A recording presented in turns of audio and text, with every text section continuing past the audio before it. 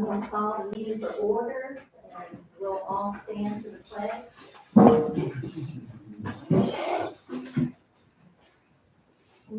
pledge allegiance to the flag of the United States of America and to the republic for which it stands, one nation, under God, indivisible, with liberty and justice for all.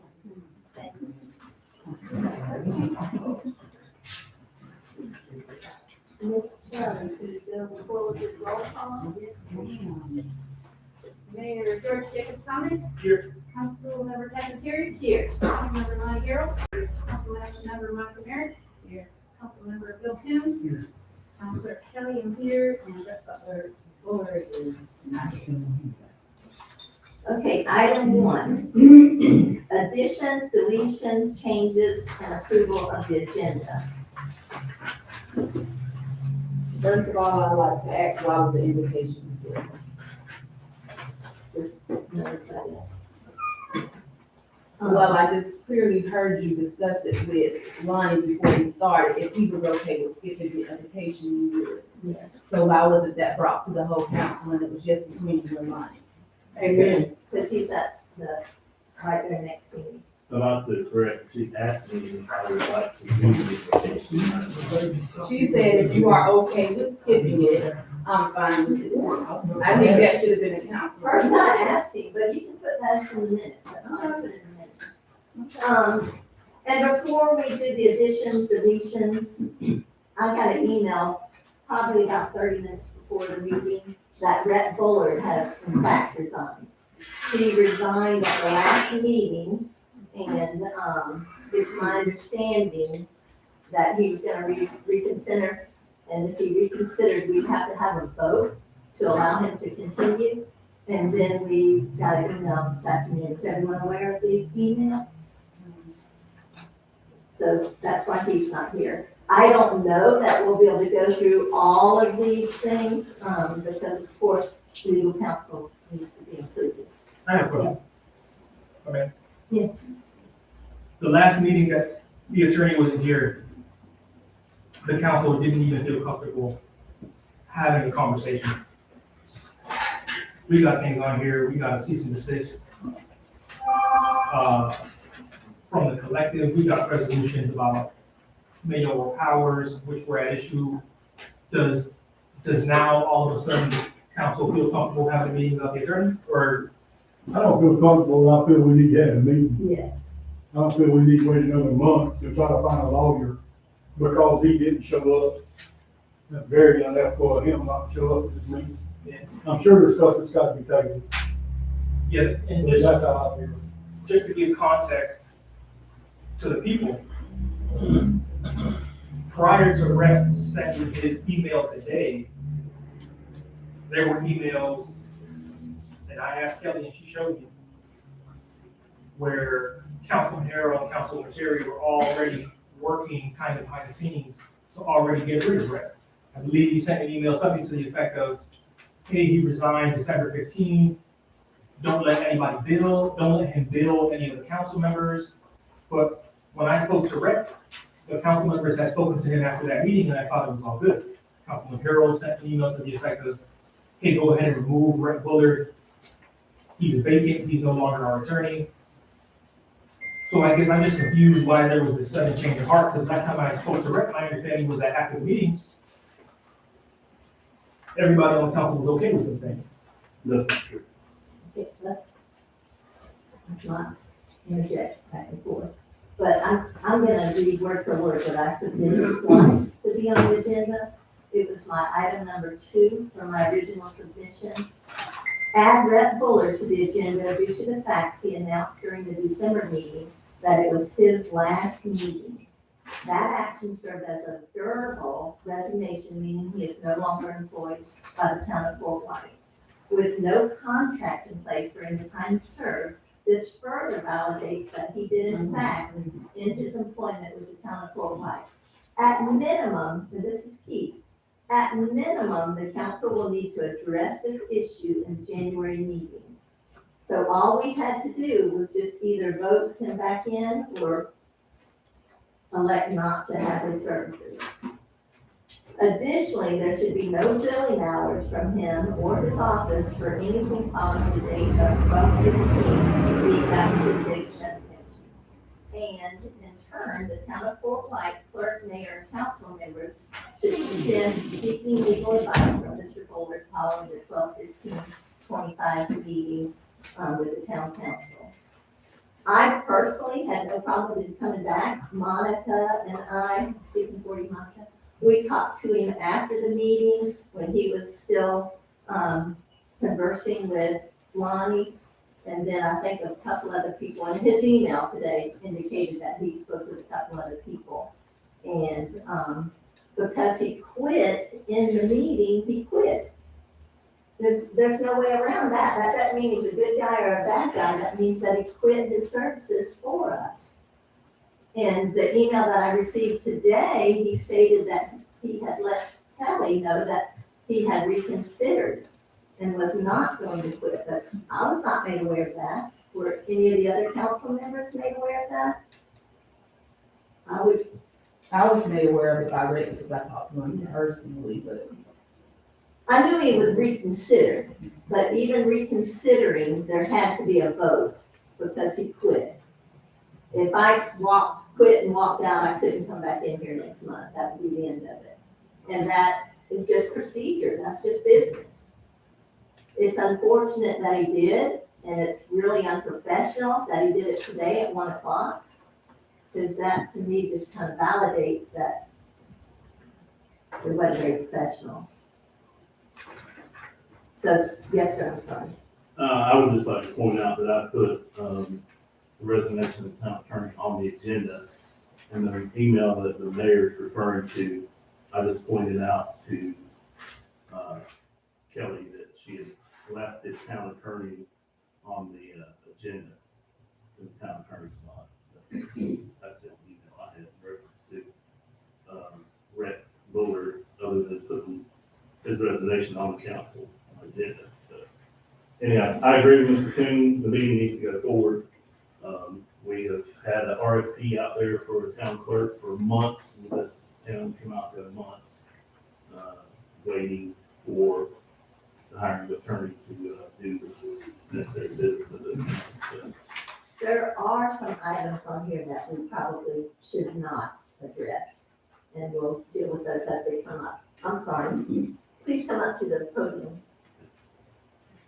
we're not at public comments. Ms. Thomas, just hold on for me, okay? I'll get you up here. This has to do with starting the meeting. I think we should have a prayer. I'm not comfortable with not having a prayer before we do this meeting. Okay, well, we've already started the meeting, so we'll let you say a prayer during your comment if you like it. No, I'm not happy about that. Okay, I think we should have a prayer before we get into all this. so do we need to go by each of these items as to table, or should we, you want to do that as we come to it? I have a request. Okay. Number 6 looks to be a letter from the mayor to, the residents. So that doesn't appear to be an action item. I request that we move down to discuss. Councilmember discussion. Councilmember comments.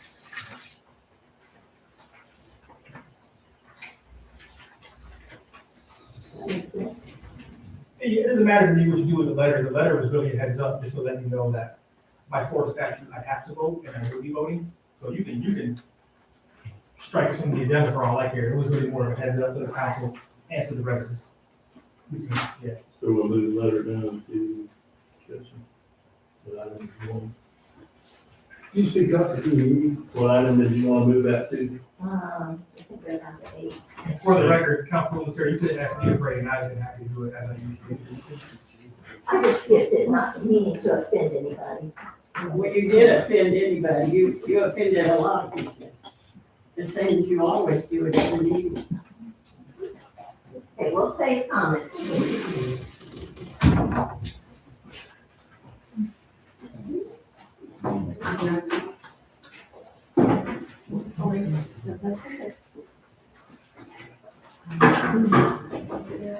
Okay, I'm gonna go through, I'm sorry. My comment is in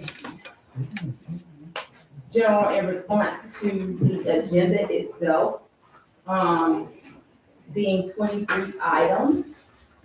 We have battled with these agendas, meeting after meeting. I think it's unfair to the citizens, the rest of the council, in preservance of our time and our personal time. We are here to serve the citizens. I think we are doing the citizens no due diligence by not having a workshop to address how we're going to serve the citizens.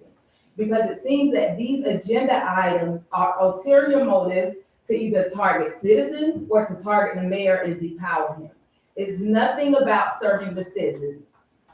80% of these agenda items has nothing to do with serving the citizens. It's ulterior motives by certain council members, and it's blatant that 80% of the agenda is from Mr. Harold and you, Ms. Terry. And some of these things are not, it's a disservice to the citizen. I'm embarrassed to be a part of this council in the current state. And I think before we move forward with anything, that we need to have a workshop, get together on how we're gonna serve these citizens, what's important to be addressed on these agenda items, and what's not. Because we're not here for a cat fight, dog fight, whatever you wanna call it, and to target each other and to target citizens.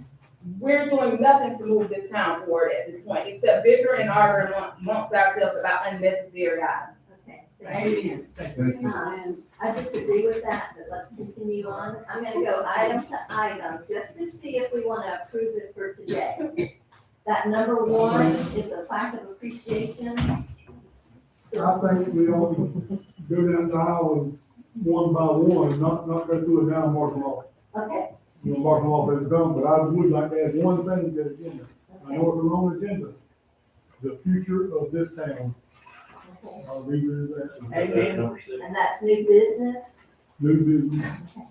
Yes, sir, 24. Is it like for a vote or is it? There'll be a vote involved. Okay, now, Maybe. we're gonna move that to number, Petition. I'm sorry, Bill, we're gonna move that to number 6, which replaces the mayor's letter, which was moved down to discussion. So with Bill's, comment, do we wish to approve the agenda as is? And we'll address items as we reach them. I move we approve the agenda with the changes. A second. All those in favor say aye. Aye. Aye. Opposed? Nay. Okay, so that is passed. So moving on to number 1. 1, 2, and 3, we have good news for a change. We're giving out some appreciation and some awards for our floats. I had this plaque the last meeting, but it was not placed on the agenda, so I waited to do it today. And I asked the mayor if he wanted to present it because he has ceremonial duties and he declined. So I want to recognize, May I? yes, And for the record, for the one, I think it was, I'm not sure who won the float. I think I saw one, maybe it was Gardening for Change. It's not a snub against y'all, I had no idea what, like who it was going to and what it was. I had no time to prepare any kind of words or anything. She asked me 10 minutes ago. So I just want you to know, it's not anything personal against you at all. I enjoy doing the ceremonial pieces when I have any sort of idea of what it's about. Just, I want y'all to know, I don't want y'all to take any offense to well, again, I'll just reiterate that I had prepared a simple script for you. But Gardening for Change historically, Gardening for Change historically helps us with the community yard sale and has for years. And I'll be the first to admit that if y'all don't come with those plants, we're not gonna have as many people come. So it's just an appreciation for the last yard sale, which was November 1st. And I apologize that it took this long. We had the plaque, but it was omitted from the agenda. And none of y'all were here to represent, so. Would you think about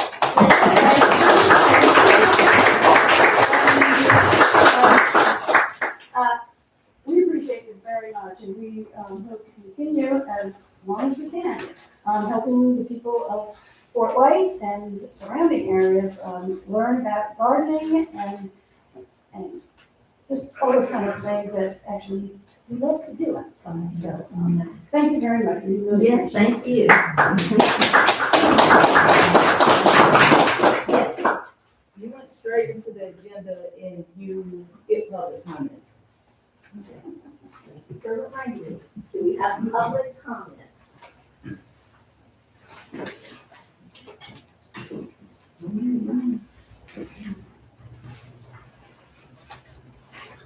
My name is Mayoral Frazier. I would like to know how we're supposed to know when our water is bad. I mean, I saw it on TV 20 News. That's bad. Yes, ma'am. I can address that. I put that as an agenda item tonight because that's a great question. I can't answer right off the top of my head, but we need to discuss how the word is distributed among our residents. So do we have a representative from the county? I don't know if Rocky Pool. Rocky's here. Rocky, do you want to say anything to this? Or just let it appear on our agenda? Well, I'm not one that sends out but there was that. There was obviously letters sent out to all the customers that there was a wall ordinance. If you didn't get one, if you might want to check the address they have, so. But there was messages sent out to every customer who gets a bill for a bull ordinance. Well, Rebecca said she didn't get one either. I get my bill every month and I didn't get one. I didn't get one. So I know my bill. I don't get my bill every month. Yeah, that's what I was told. I don't send out, I'm a commissioner, but I don't send out the bull ordinance or anything. But I will check on that and make sure they do better in the future, hopefully. Yeah, 'cause we need- I was told everybody was filled out on the billing list, hey, better for bull ordinance. I mean, I don't drink the water anyway, but I just think it's bad business for people that do drink the water and then it's bad. You're right. You drinking it, you cooking with it. I think it's bad business. You're right. Thank you. Yes. Ma'am, I just wanted to address your comment. So in the past, the town clerk has sent public works staff around to put a flyer on everybody's I'm door. aware of that. And I didn't get that flyer myself either, so I posted it on a private Facebook group. But I don't do You know, Facebook. I understand, but that's not a fix. I agree that there's a problem there that needs to be addressed with the town, and we'll do our best to get that addressed and fixed. Thank you. Thank you. Are there any other public comments?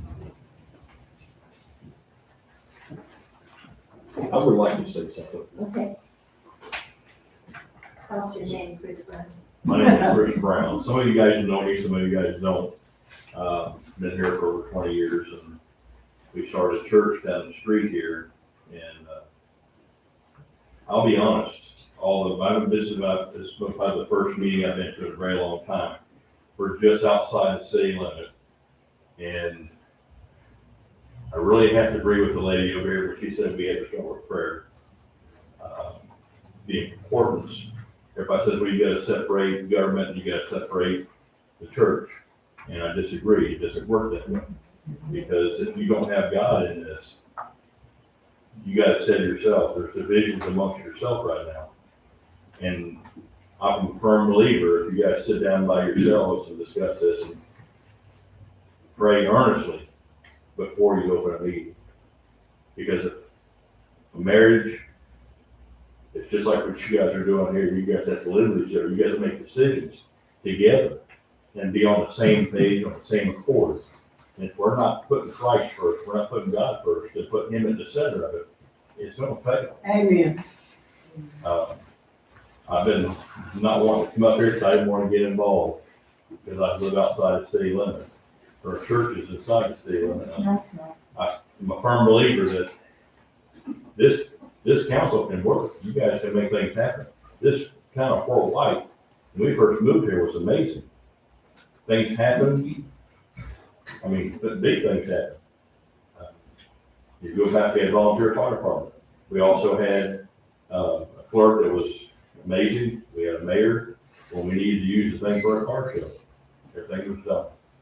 It was like we were all brothers and sisters, and that's what we are in Christ. We're brothers and sisters in Christ. And we need to get along that way. There's a scripture, it's Philippians chapter 2, 1 through 5. I don't know, do it by memory.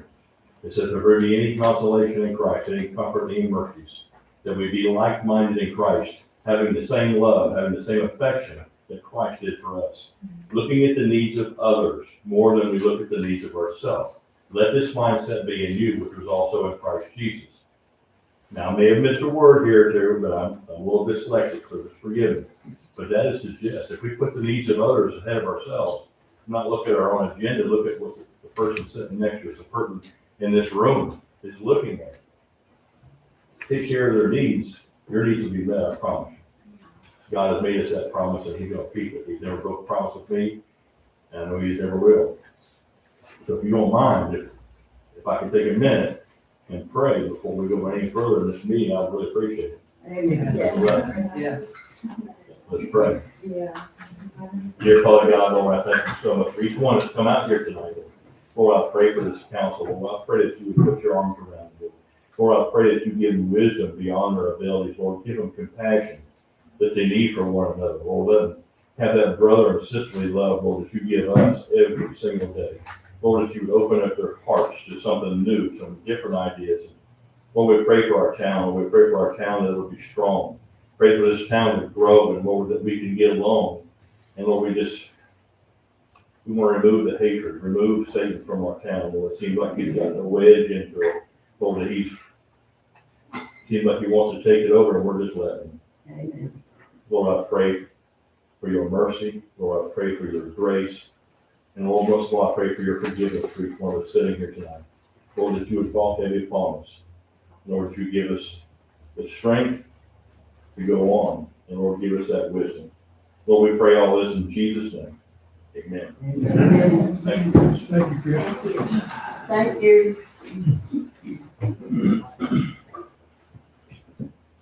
Okay, that brings you right back up to the screen, Chris Brown. The second item on the agenda. We have a $50 cash award that was advertised concerning our parade for the float. That was the best decorated float with our Christmas theme. And we're awarding that to Open Door Church. And that is Shelley and Chris Brown.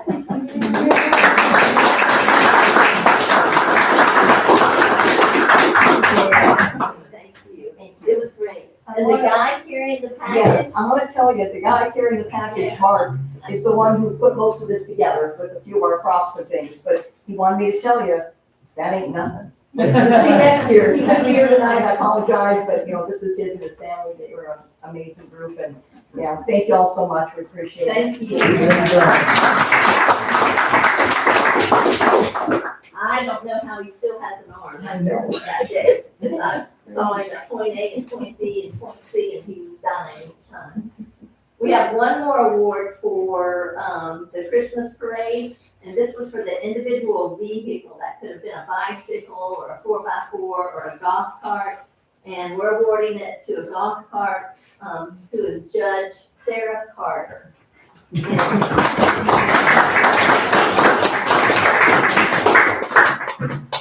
Her boys were part of that golf cart, and Ms. Carter has already spoken to me concerning the cash prize, being the judge that she is. Everybody turn this way. Would like to donate it back. Look at him. I know that look, buddy. But You're all movie stars, they we had a wonderful time. It's really nice. I love the pancake breakfast. We look forward to it Good, thank you. next year. Thank Thank you you. all so much. Thank you. But she'd like to give it back to the town. Yes.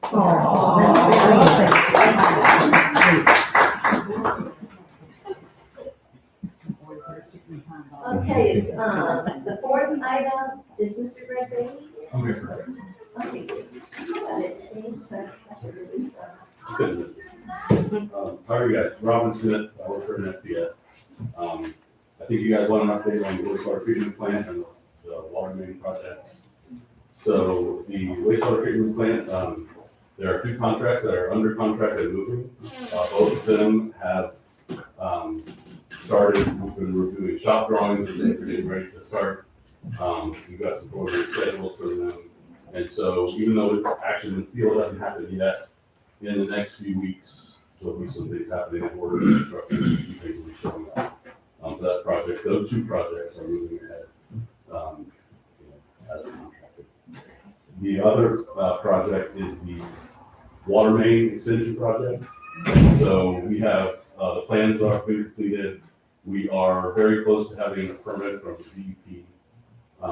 There is one easement that needs to be acquired for that. We spoke, I think, last month about that easement needs to be acquired. And so, very soon that can be advertised for construction as well.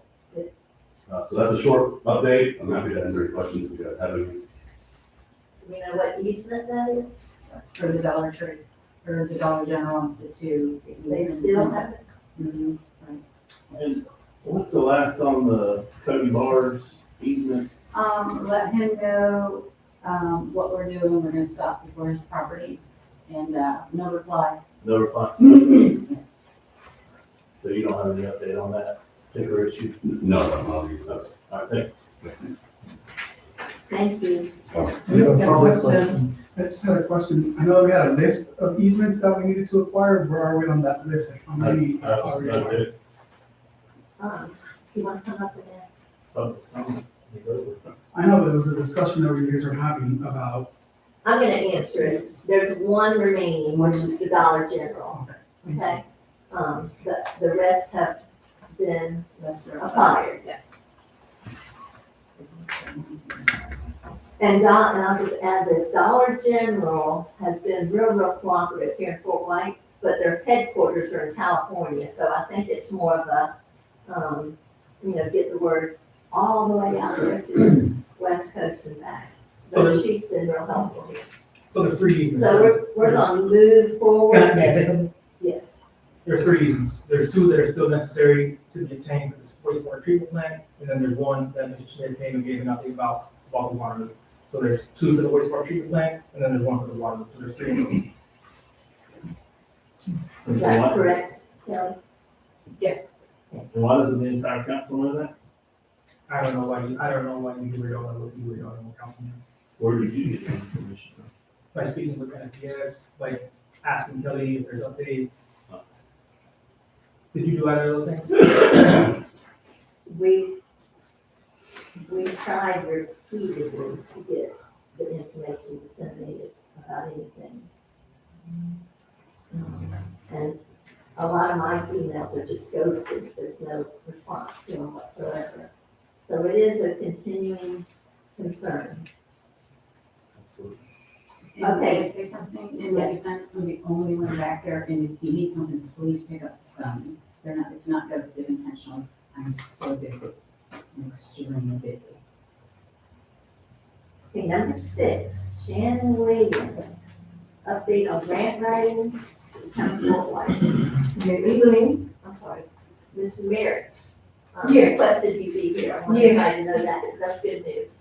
Yes, Councilwoman Merritt's reached out to me and asked, specifically about one grant in particular, the Recreation Trails Program, grant, and if we were eligible to apply for it, and I've done the research and I've done the, what they have, like a little webinar, and yes, we are, eligible to apply for that for the trail that comes through town. So, and I've given you, I think it's a short overview, but it's in 2 pages. I've given you a little tiny short overview about that grant opportunity.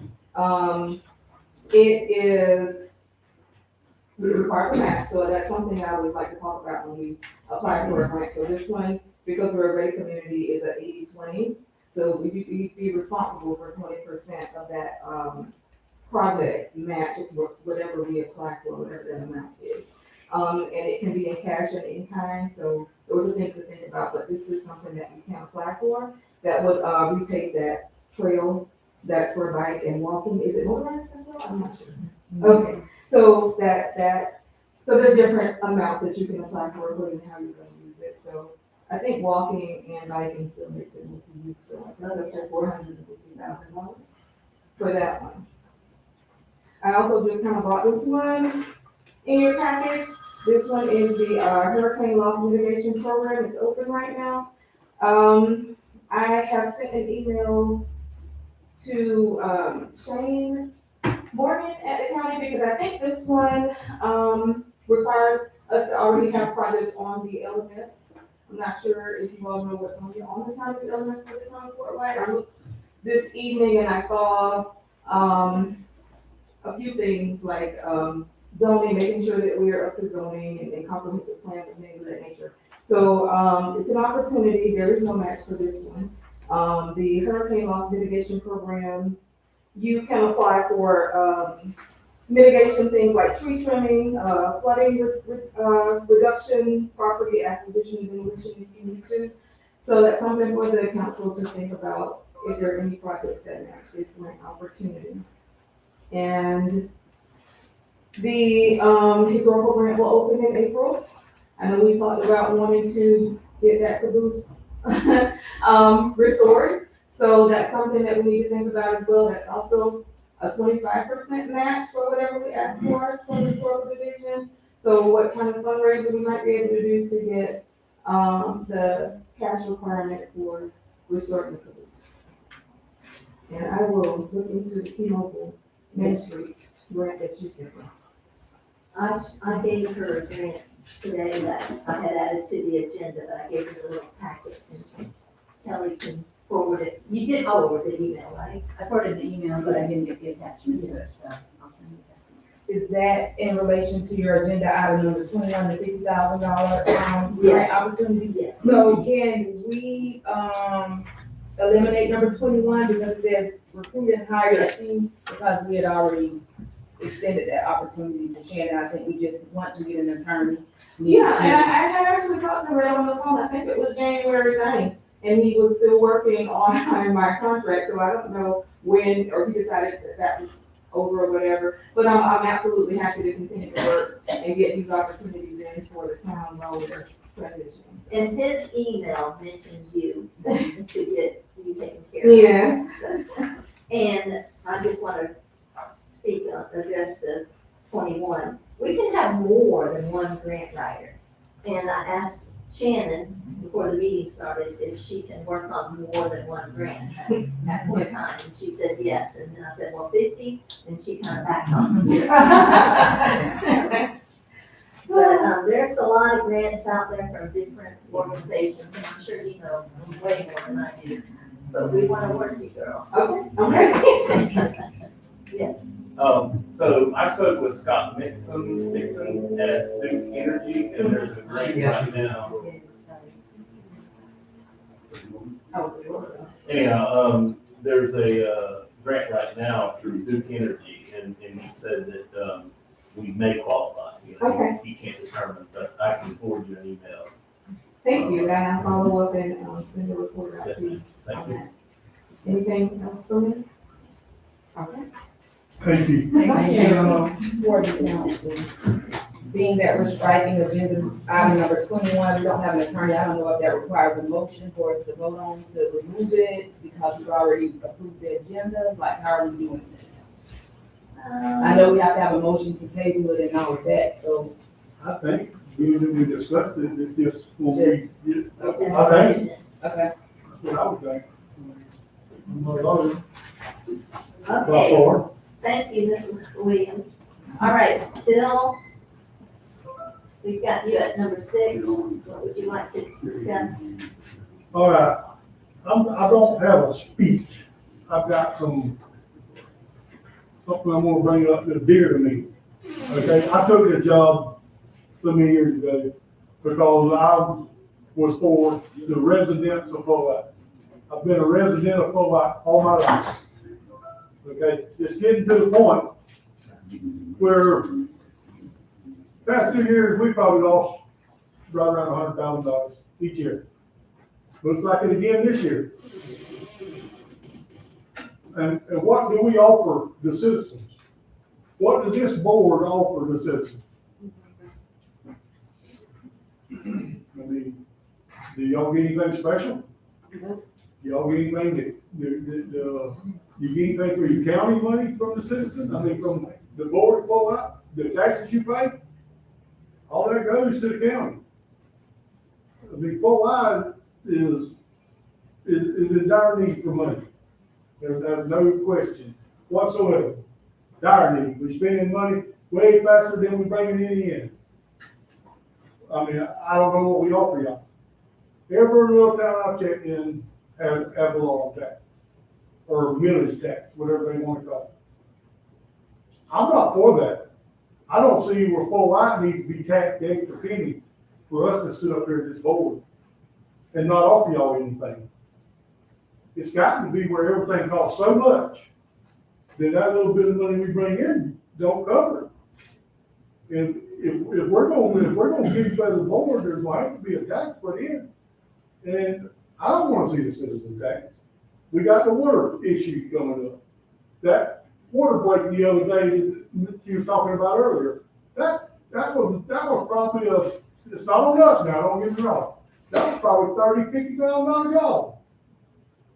If Fort White would have had took the water back, that would be the first thing that we would have got out of the water, having to pay a $30,000-$50,000 bill. The wastewater's coming in. We already over budget on the first round. And take money out of the second one to pay the first one. So I don't know that we can do the second one. Much less the final one, there's a third one to finish up the town. I don't know that we can do that. Y'all see this board don't get along. Okay? I see the comments that y'all make on Facebook. Y'all don't like the board. Well, I'm the only one that was a member of the last board. Didn't like it either. Talked about it all the time. So y'all not happy with the board. So, I mean, we don't have a clerk. We don't have a lawyer. So what I'm asking is that maybe we need to unincorporate. Let the county handle this. That's where we go, to the county. Now, if y'all want this tax, I mean, that's what's coming.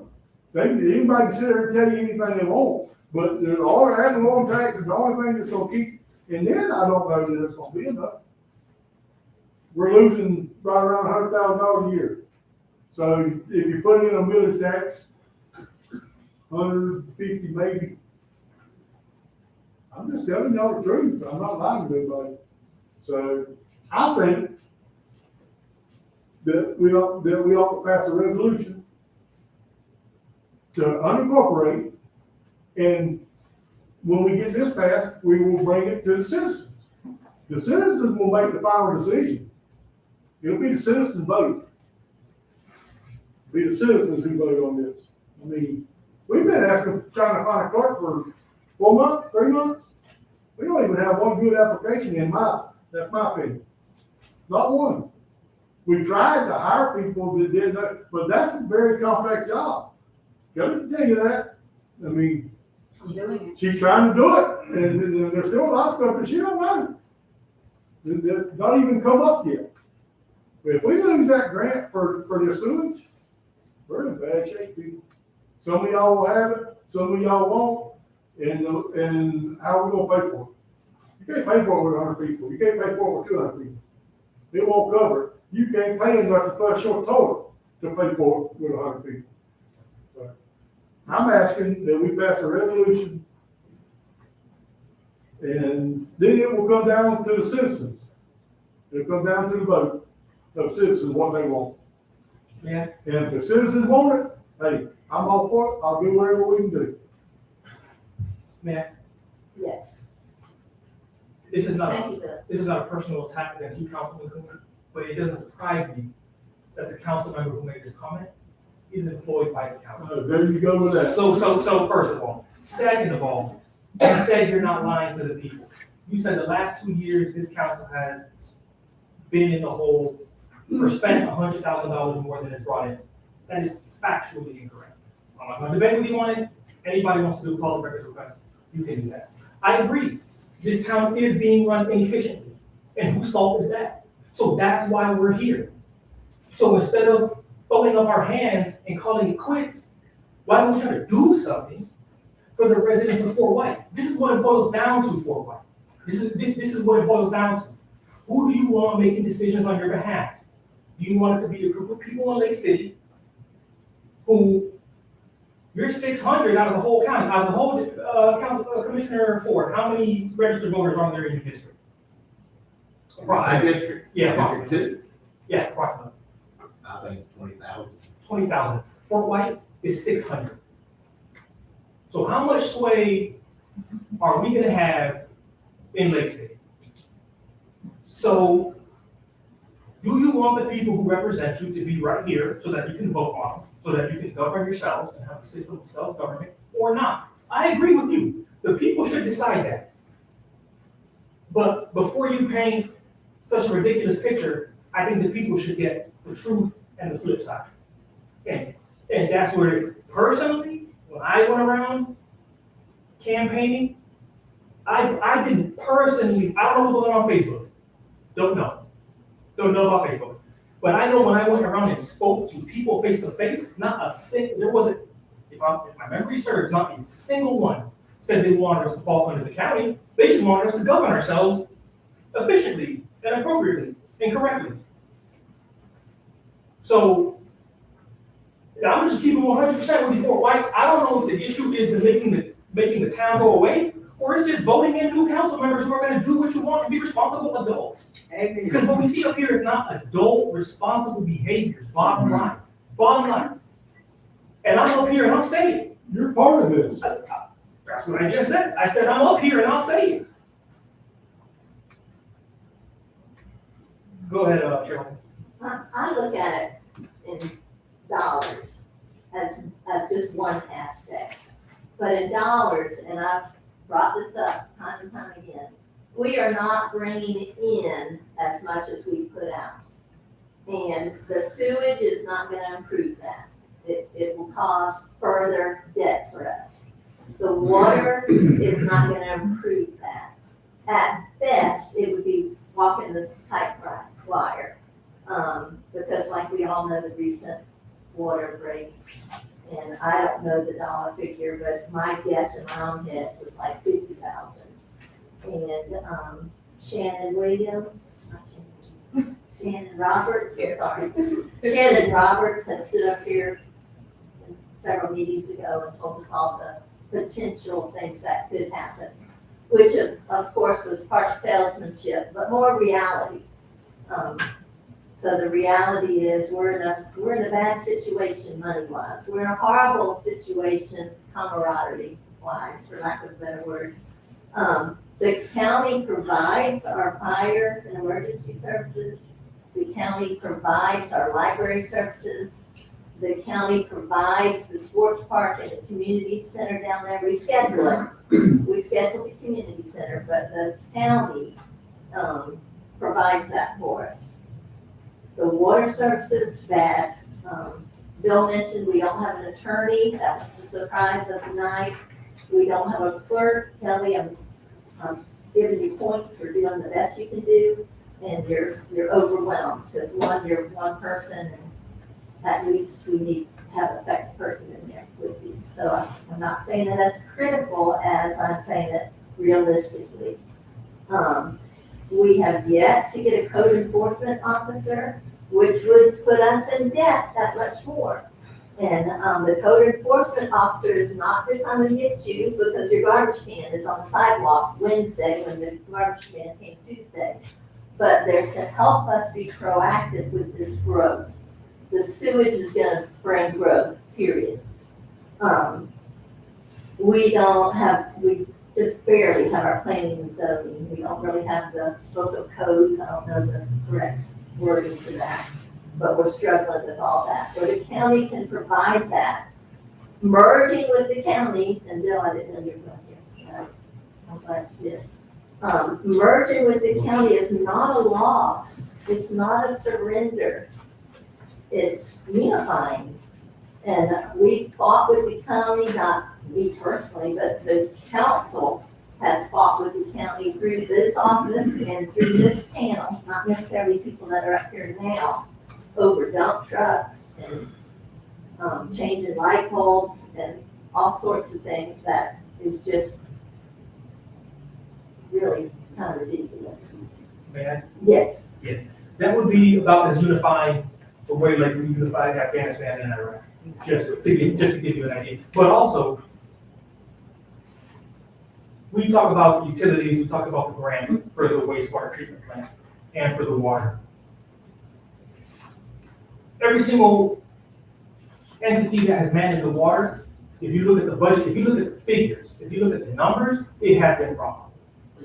And I know there were people from the county who I spoke to who said it wasn't profitable, but then when I requested the numbers, oh, sure enough it was. I know the utility authority talks about how difficult it is, but when you look at the budget they just passed, that's a lot of green. That's a lot of green dollar bills that I saw on their budget. And it'll be the same thing for the wastewater makes even more money. And I believe, especially once you get to scale, and until we get to scale, DEP has called us and said they're willing to work with us. There is grant money on the way if we are willing to administer these grants. That's right. Like I said, that's from high up in DEP. We're right on 3 rivers. 1, 2, 3 rivers. The grant money is there, and the grant money has always been there. This has always been a constant tug of war. But you know what? Here's the bottom line. But by the way, and I think it's funny how we talk about, I forget specifically this year we voted, I think we're like, I don't know, maybe 30K in the hole. But we had the same council members talking up when I said, hey, why don't we balance the budget and not be 30K in the hole? No, it's okay, let's just go ahead and be 30K in the hole. Now we say, hey, we're in the hole, what are we gonna do? So I just hope people are keeping track, and I think this is what it's gonna boil down to. And fundamentally, I agree with you that the citizens need to decide. And you just said that you're gonna call for a vote for the resolution. I hope the citizens of Fort White and the residents of Fort White are paying attention, so that if we're unclear, it will be clear now who wants to fight and make Fort White work the way that it has been, and I'm new here, that it has been the legacy of this town, who so many of the residents that I spoke to were so proud of, and which one of us wants to fold under the county. And the vote tonight, I think, will show that. So I'm actually glad we're going to do that. the vote to become unincorporated or go to the county, however you want to say it, is by law. So that would, if you're a resident of Fort White and registered voter, that's your opportunity and that's your requirement. We can't decide that. We can do the resolution and get the ball rolling, so to speak, but then the vote comes down to your day or your nay, and then they're all tallied. Yes, sir. So I've looked at this in the past. I continually look at it when we talk about spending money. And we are ripping off the taxpayers of the state of Florida and the United States. Because all of our revenue comes from state revenue sharing of sales tax and grants and things from the U.S. federal government. So that is where all of our revenue comes from right now. We don't have any other revenue coming in. I personally, and I've heard Mr. Coon say this before I got on the council, do not believe in burdening the citizens of Fort White with high fees to buy water. I don't agree with paying high fees for sewage, and that's coming. I don't agree with charging high fees for garbage. That's why we turned it over to the county, so we can get the same low rate that the county was giving the citizens of the county. Because those are essential services. And so you just charge what it costs to give the citizens those services. And I've heard people up here on this dais before say, we can do that and make money. I don't believe in that. I don't believe in charging a senior citizen who's on a fixed income extra money to turn that water on and flush your toilet so the town makes a profit. I don't believe in that. So right now, all of our revenues are coming in from revenue sharing and federal grants, stuff like that. I've got a report here from the Florida legislature dated fall of 2025. It's got 2022-23 county municipal revenue and expenditures. Out of 411 municipalities in the state of Florida, only 25 of them, which includes Fort White, does not have an ad valorem tax. Now, before I got on this council, I opposed an ad valorem tax down there in the community center, and I have not changed my opinion on that right now. I do not want to see the residents of this town imposed with additional property taxes just to fund this dysfunctional government. There is nothing in this town that functions the way it's supposed to. And the reason I got on this council was to try to make a difference, to try to help improve that. And it isn't improved one bit. Mr. Coon's been on here 6 years, and it sounds like he's frustrated. 98% of our services are provided by the county. Fort White has its claws into this, maintaining this municipality so that they control the development, planning, and zoning for this town. In the last few years, the development we've had in this town has not been in compliance with our land development regulations. We don't have a code enforcement officer to enforce those. So that development goes unchecked. There's nobody to enforce those laws on the books. This is just wrong. I'm sorry, I have to agree with Mr. Coon. It's time to put this before the voters. And,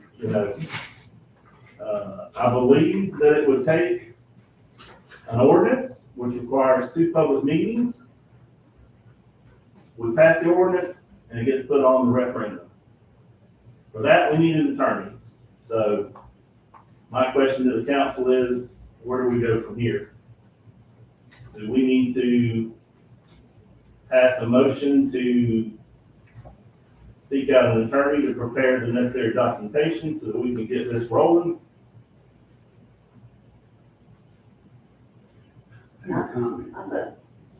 vote yes to that. By the way, I do work for the county. I run a motor grader for the county. That's what I do.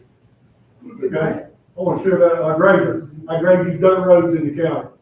So what kind of fool he thinks I got in other counties? And the ones that know me, that know that I've been in this town 64 years, know that I'm for this town. I'm not for the county. I'm for this town. That's why I got on this board. And it's frustrating. So I want to get it to the vote. I want to see what the citizens say. I think If the citizens are for it, hey, I'll do anything I can. But I don't want y'all taxed. That's what's coming. They sit there and say, no, you can get by whatever you want. I guarantee I have little taxes coming.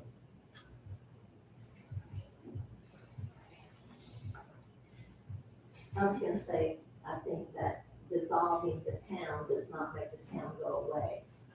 I mean, we still have community center.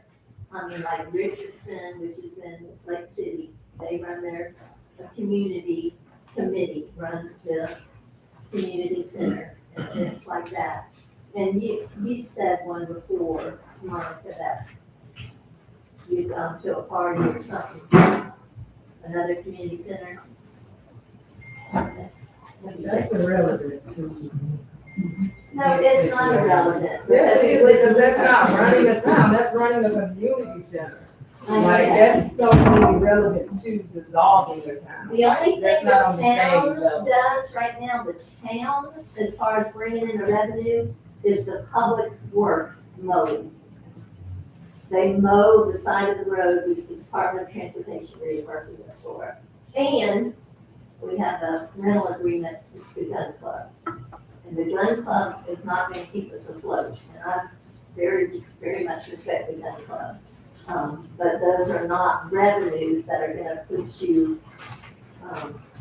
in a profit situation. So I'd like to know what is necessary for, a resolution, and I'd also like to know what do we need to do concerning an attorney? And what I kind of interrupted before, I'm sorry. We need to have a workshop to educate I think a lot of people, including myself, especially when I first started this, there's a lot to learn. There's a lot to learn. And everything is like 1,000 steps.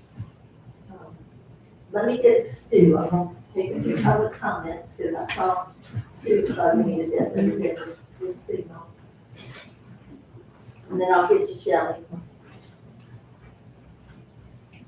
Thank you very much, presiding officer. My name is Stu, I told the Columbia County Observer, and I live 6.5 miles south of what may be the thriving metropolis of Fort White one day, or not. It's up to you guys. And the people that are here that live in Fort White. 2013, Florida legislature passed a law, which I just remember as SB 50, Senate Bill 50, which means the public has a right to discuss a proposition after it comes to the board. So you need a motion and a second. Appreciate Ms. Terry recognizing me, but so far there hasn't been a motion or second. If you want to pass a resolution tonight, that's a proposition before the board. The Attorney General, the courts, everybody says you shouldn't among the public. You guys clearly within your rights to discuss this and vote on it. However, you have to look within yourselves, and somebody might sue you over it, that you just want to do this tonight without advising the 600 voters or residents, I think there's maybe 600 registered voters, that this is your intent. You have the next meeting at the community center. You have some smart, intelligent people in this community, people that got their hearts in the community, people that from outside of the community come here because Fort White is like legendary for a lot of the wrong reasons, as you can see by the empty attorneyship down. So all I'm asking you is that if you want to do this, there's more advice, do it. But employ the public. Let them benefit from the nature of your discussion, and let them avail themselves of the intent of the law, that they can comment before you vote or on a resolution to dissolve the town. We understand that you have to get an ordinance, that you can find an attorney to do it. You don't need an attorney sitting here. 90% of the stuff that you do. We know that. Monica Merrick is very smart. I keep telling her that. I don't know if she agrees with me or not. But most of the stuff that you guys do, you don't need an attorney for. But, and you certainly don't need an attorney for, I'm done, to include the public in the decision-making process of this community. Mr. Thomas said it. I believe Mr. Kuhn believes that. So I'm done with that part. If I can, just take one more second. The boil water notice. Let me tell you where the boil water notice was for this town. And this may be surprising. You should have got it. But the boil water notice was buried on this new creation of the county. In Swanee County, this North Florida Water Utility Authority. If you look on the Utility Authority website, which nobody does, you'll see a boil water notice there. And a removal. Lucky if you can find that when the meeting's over. So there was a boil water notice. It was on the internet, on a place where nobody knows where it is. And that's what I gotta say. I respectfully hope that you postpone any kind of vote on a resolution tonight until you advise the community of what your plans are. Thank you very much. Thank you. Mayor? Yes. Okay, two things I wanted to say, and I forgot, Mr. Looker, you reminded me in your comment. If the water has been being managed so improperly by the county and the utility authority, why would we then just sign everything over to the county and the utility authority? We still have filtration media that was supposed to have been changed for the last 2.5 years. Still in there. Anyway, so as far as the answer, I believe, Ms. Fraser, you asked for the boil water notice. The North Florida Water Utility Authority, they're the ones who are managing operations right now. I've had a lot of people that I hear complaining. A lot of people don't even get the bills. So, okay, right. So 3 months. Right. So everything we sign over to them is less and less control for you. Now, how are you gonna vote? To say, hey, these rates are too high, hey, what's going on with this? Hey, vote somebody replace this filtration media. No, not really. There's this utility authority with 2 Columbia County commissioners, 2 Suwannee County commissioners, good luck getting Suwannee County to care about Fort White. So I agree, I would love to have a public meeting where I hope people come out in droves and we can discuss this issue. Everybody here can make it very clear in front of, I hope, a very packed house where everybody stands. The second thing, I'll remember in a second, but Go ahead. I move that we set a date for a special meeting to discuss this, and I think the attorney is on the agenda further down the list, so we can address how to deal with the attorney, at that point. My motion is that we schedule a special meeting to allow the public to have input on this matter and proceed with passing an ordinance to resolve it down. I just remembered, and it relates to that. Do we authorize the clerk to do what she did last time and send a letter to every single resident in Fort White and make every single resident in Fort White aware of this special meeting? Yes. Yes. Yeah, because I think we're going to go there. I told you, I want their opinion of what should be done. To go further on that, I think that we need to be clear about because there was a lot of confusion in that last public meeting. And that needs to be every parcel owner, every property owner. Because everybody that owns property in this municipality will be affected. So, be clear, I think every parcel owner needs to be notified. And just for the record, and I know this is gonna sound crazy, but also, if you wanna know what the residents of your district think, you could also just go speak with them, but that's just an extra excess. I'm offended by that, because I speak with residents daily, and I'm sure everyone on this panel does. Absolutely. I'm gonna if I didn't speak with you, that doesn't mean that I haven't spoken with residents. Thank you. Shelley? We have a motion on the floor. Can you repeat your motion, Mr. Ware? I move that we schedule a special meeting to move forward with the plan to pass an ordinance to unincorporate. That will give the public an opportunity to have input prior to the ordinance in the first meeting. So it's confusion motion because there's 2 things in one. So you made a motion to have a special meeting to inform the citizens, that's one.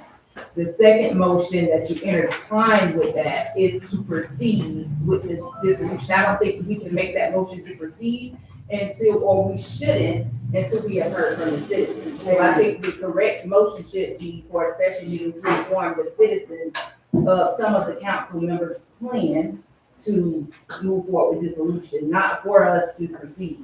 So I think the motion needs to be amended just for the special meeting. If the ordinance is on the agenda for that meeting, then it would be voted on at that meeting. No, it's not. There's steps in it. Oh, I agree, I know steps, I know exactly what steps. So do you want to amend that motion? Special meeting to meet with the No, somebody else wants to make a motion, then go ahead. There's already one. Vote it down, because that's what we said. Good job. So there's a motion on the floor, there's somewhere you can, but also, there's a motion on the floor, Madam Chair. There we go. You don't want to amend it. Okay. Is there a second? No. So that dies. I'd like to make a motion for a special meeting to inform the residents, that includes the mailer, and then inform them of perhaps merging with the county. Is there a second? I'll say that. All those in favor say aye. Aye. Opposed? Nay. And Monica, you are aye? Okay, thank you. Okay, Shelley, And then also moving the meeting to the community center. Yes, yes. That needs to be, And we need to decide on the date before we leave here in a minute, but do we need to look at phones or calendars now for, Where's the notice, the amount of notice that we have to give? 7 days. Typically you want to do that, so.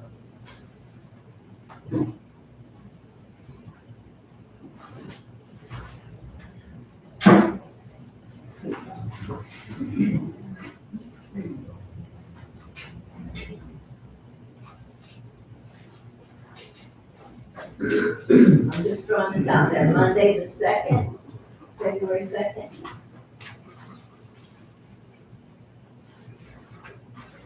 oh, we can, no, now. Yeah, We gotta see how long we have it'll take to get the letters out. No, that's. We gotta get the letters out. Let me see. Okay, Monday the 9th, Our regular meeting is 16. Yeah, I personally think we should do it at least 30 days I mean, notice. I mean, at least 30, at least 4 weeks from now, I mean. I'm good with the 9th. when's our regular meeting, the 16th? yes. Right, I don't think we should do before the regular meeting, I mean. Well, I would be okay with that, The 9th, for the regular meeting. She kind of sent out a bunch of letters, and the last time there was 2 of them. I don't know how long this is gonna take. Plus, she got regular jobs to do. Right. And I will help so, start, Yeah. I okay? know. I will help her. So turning the regular scheduled meeting on the 16th, which is President's Day, I don't know if that affects anything to a special meeting.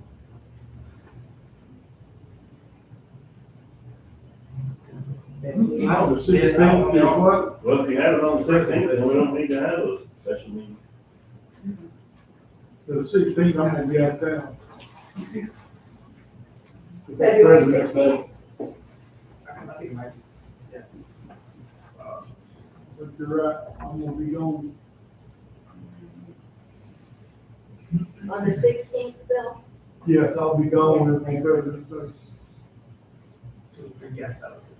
I'll say the 9th, that's 3 weeks. It's not even 3, 4 weeks, it's 2.5 weeks. I don't think we want to give the impression that we're trying to kind of. No, I'm not. Yeah, I think, I'm just trying to schedule, Some of y'all misunderstanding me, I'm wanting to make the citizens aware of what's coming. Then give them the right to say what they want. thank you. Right, we give them plenty of time for everybody to know about it. Right. What about Wednesday the 18th? I said the 18th or even the 25th, 18th or 25th, the week after. 18th. Yeah, So y'all are gonna be good on the agenda, keeping it small just prior to that, because if you do that, it's gonna be a lot. Yeah. Wednesday the 18th, is that what we're saying? Nothing. Are we still having the scheduled meetings on the 16th? The regularly scheduled meeting, I don't know, it's President's Day, you know, we don't. I don't think we should do a meeting and then 2 days later have another Yeah, the meeting. 18th. So I say we all do. Just for the sake of the clerk, so maybe we just TBD on when we're gonna do the regularly scheduled February meeting. In lieu of the special meeting on the 18th? Yeah. Is there anything that the community is gonna schedule on the 18th? Or does anybody have a reserve? Yeah. February 18th? 18. You could start the meeting maybe an hour earlier and schedule the meeting. You don't have to do all at once. You can set this part for a public hearing. Public hearings can be adjourned and then reconvene. So there's no rule that you have to do this all in one night. Maybe Yes, it's members right. of the public can't make it in one day. Oh, it is. So that might be something you folks might want to consider. Maybe the 19th. You don't have to go all one night. Tell me You this. said it's booked. Mhm. It is.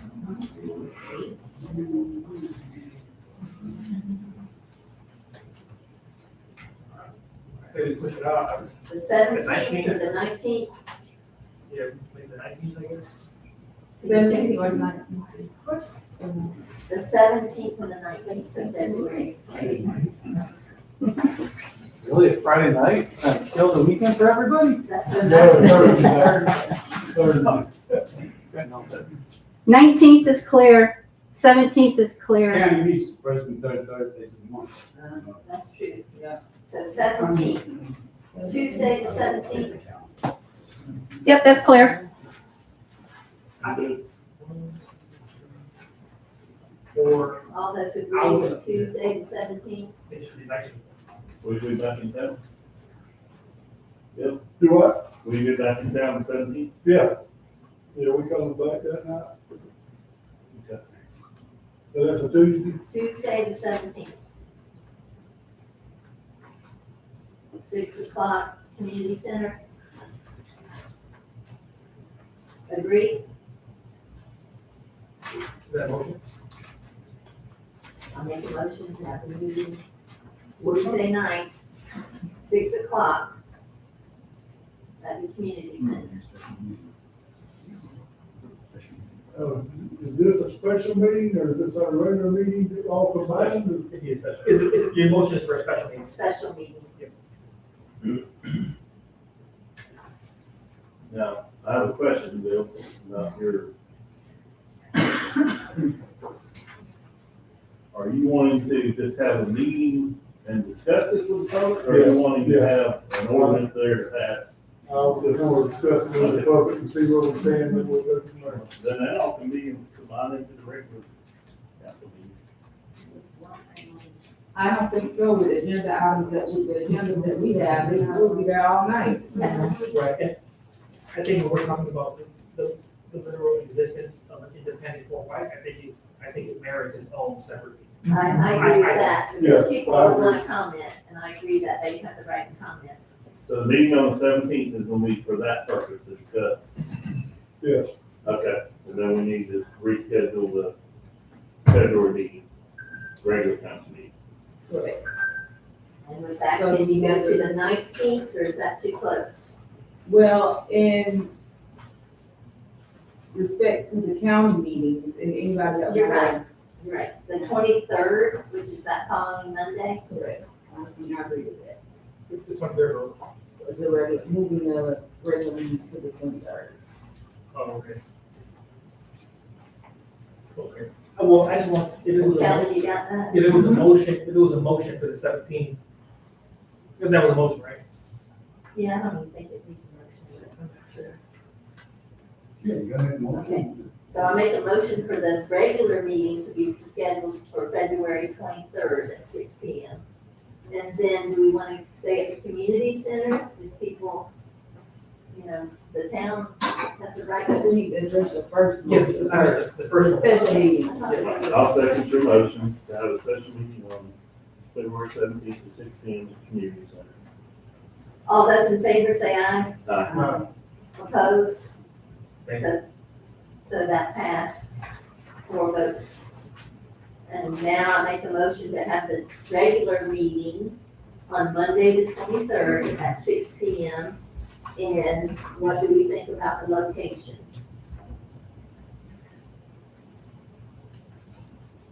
Here?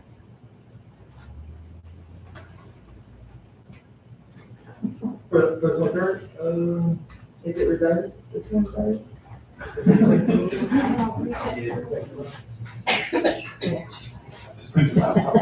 Yeah, right.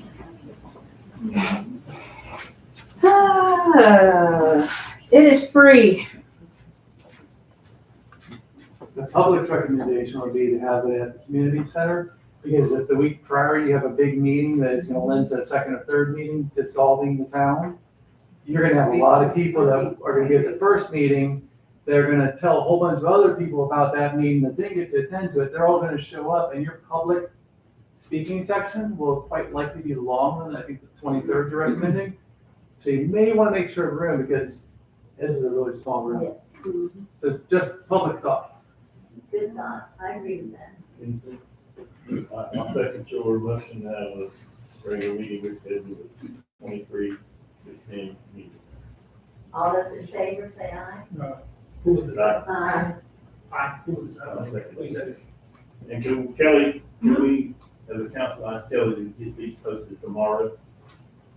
Can you post these tomorrow? On the website? Opposed? I said aye. Okay. 4 ayes, so that's good.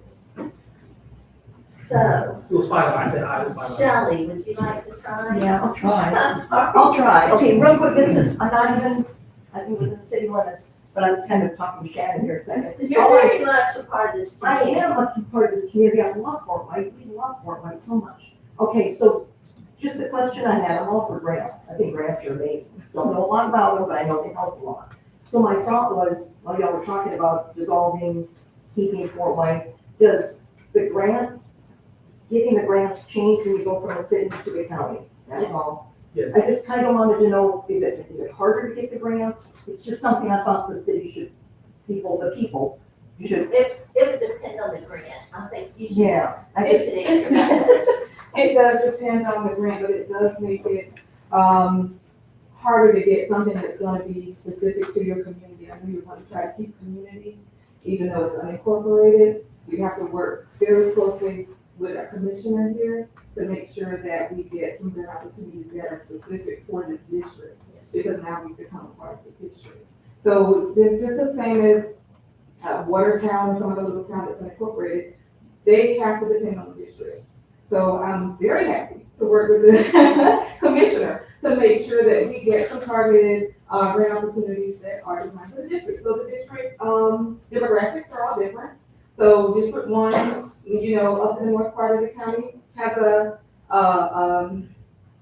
demographic that where they qualify for different grants than it would for the south part of the county. So, but there are grants available. So, but they would act differently because they would be coming out from the county. So, absolutely. It would make it a lot more difficult. It would make it difficult to get anything for a community because a lot of grants you have to be a special district or a city or a county or you know in that nature because it's just the way that they are for the most part. So trying to get an opportunity that is just for your community would fall to the Duke Energy or to some of the other private companies that would be willing to listen to that, but not many state federal grant opportunities just are going to be for it. And I'll just point out, we got our sewage grants because of us being in the small town of Fort White. Right, right.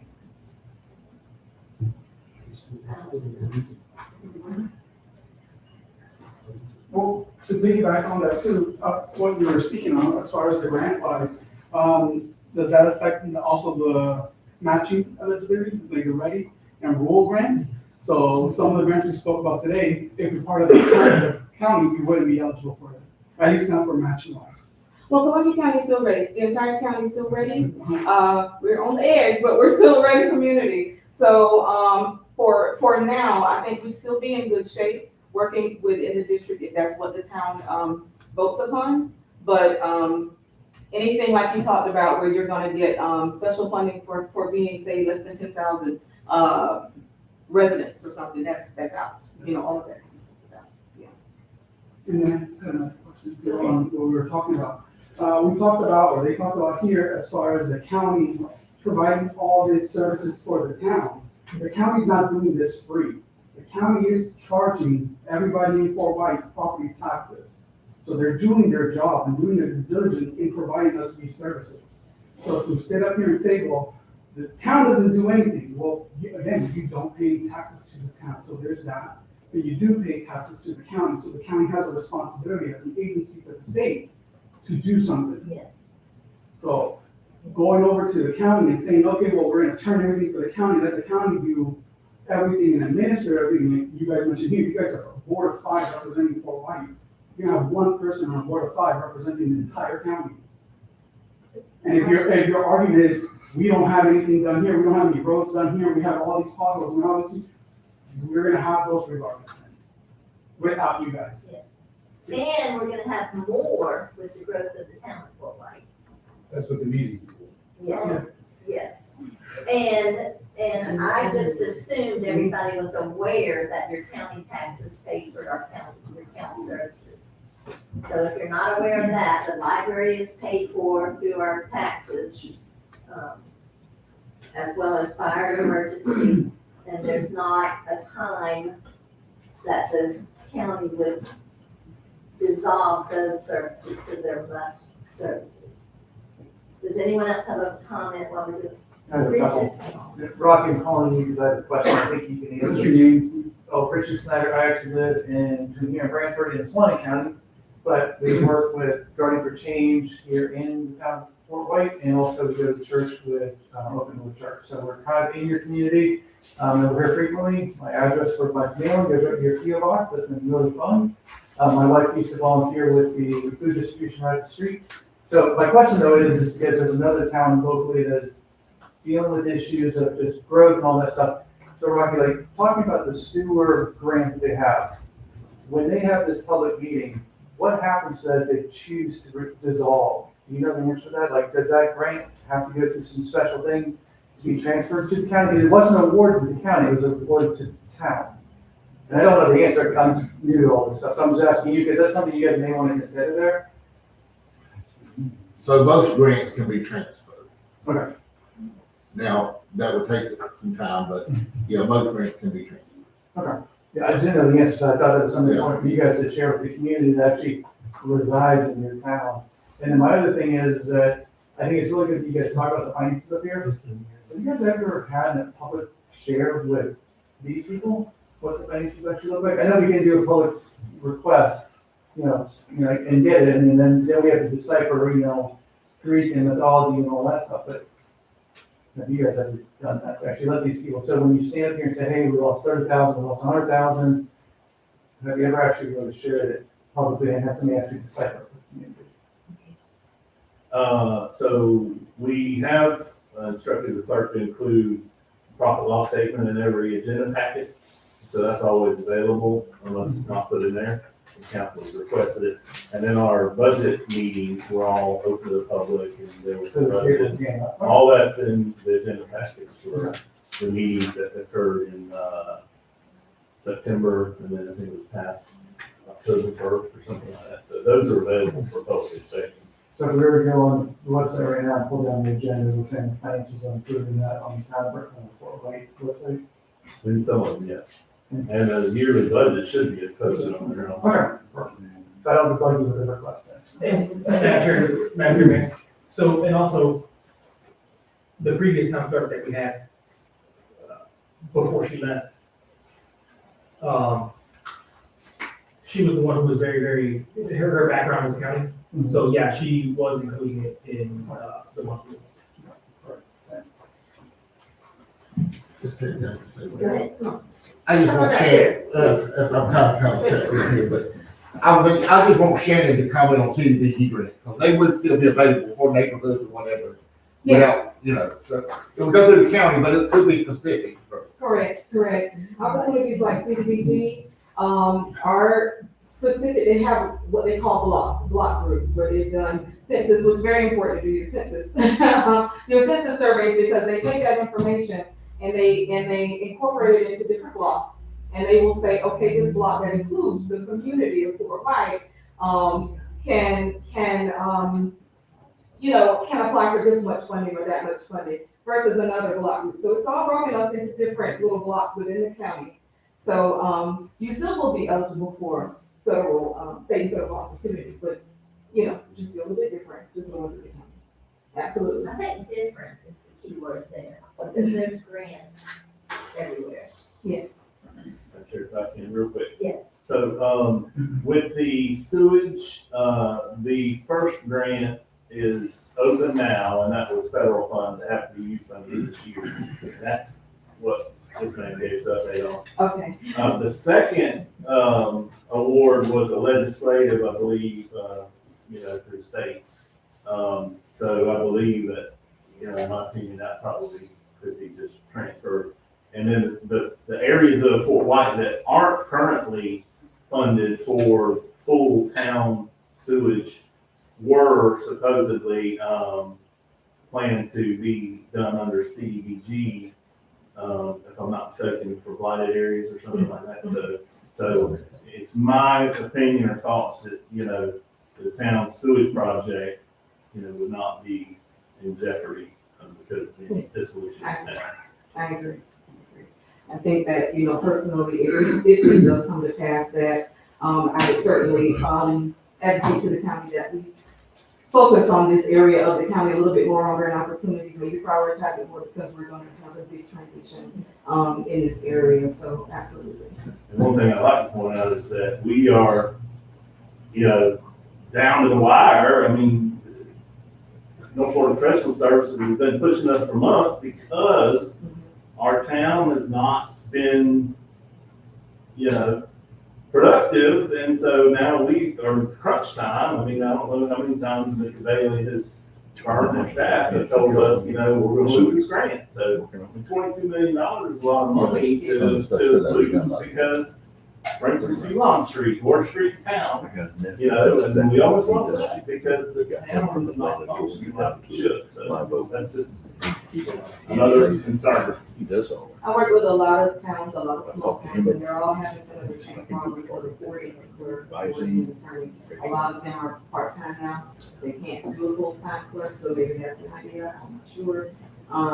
That will, you know, better afford the town, you know, these are things you can talk about at the county, at a special meeting, that may be a saving grace if that's what the town wants.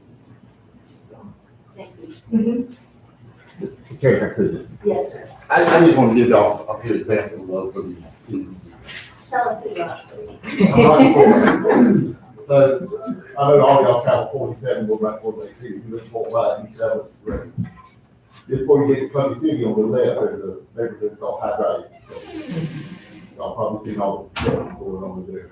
That was a grant I worked with, you know, the second year I was elected. It's $8 million grant to pave all that road and that subdivision. It was a CDBG grant. It is for lower income neighborhoods, stuff like that, for paving and drainage. And I just want to say, if you remember Mr. Bailey, he was up there talking about, there was an area over where Monica put in her new house at, that wasn't covered by the sewer. Mr. Bailey said their plan was to cover that area with a CDBG grant. So there is grants available for areas, whether you're a town or a part of the county. I'm just saying, let's get that out. And I think And that's what Shannon was talking about a while ago. So. And that's what Lonnie just pointed out, but I wanna ask, you said you were part of that grant, when was that grant initiated? Well, it would have been 6 years ago. So. And that's what I'm saying, it takes, so once you get the grant and it's all approved, Yeah. you still have to do all the engineering, and you have to do all the right of way. Of course, we didn't have to get right of way there, because the 6 foot right of way on those roads, but, you know, there's still a lot after you get the money, you have to get all the engineering done, surveying done, get all. So, anyway, we just finished that project up, so from the time we started to the time we finished, was 6 years. Yes. So, you know, it's not it's a slow, a lot slower pace than I like, but it's all government slow pace. I think a lot of us, when we think of grants, it's like a magical fix, a magical instant. Thanks, Shannon, today. It's not. It seems like it goes over years. It does. It does. And I think Ms. Merritt can, testify that it's not an overnight process, because she's who studies for that grant. With the at D Square, have y'all seen the sign, D Square, D Park? Have you seen it, Bill? I seen it on Facebook, I didn't put it in there, it looks good. It's great. The whole thing is great. Okay. Public comment from anybody. Thank you. Ms. Williams. I'll say, I haven't done it yet, but I would thank you, Councilman Mayor, for all the work that you've done behind the scenes for that, for Dean's Park. It looks fantastic. It's a grant we likely wouldn't have done if we weren't independent this time. Yes. But, I took my son out there and played. He looked actually a lot, the 50,000 went a lot farther than I thought it would. So I didn't want to hurt you. Pretty well. And we were awarded the grant well over a year ago. And then Ms. Merritt is who did shopping, for lack of a better description, and there's a whole lot of paperwork that went with the shopping. And just ironically, I talked with Doug Sanders out there today. He was taking pictures of the sign and the playground. He was just over the moon with what a great job he had done.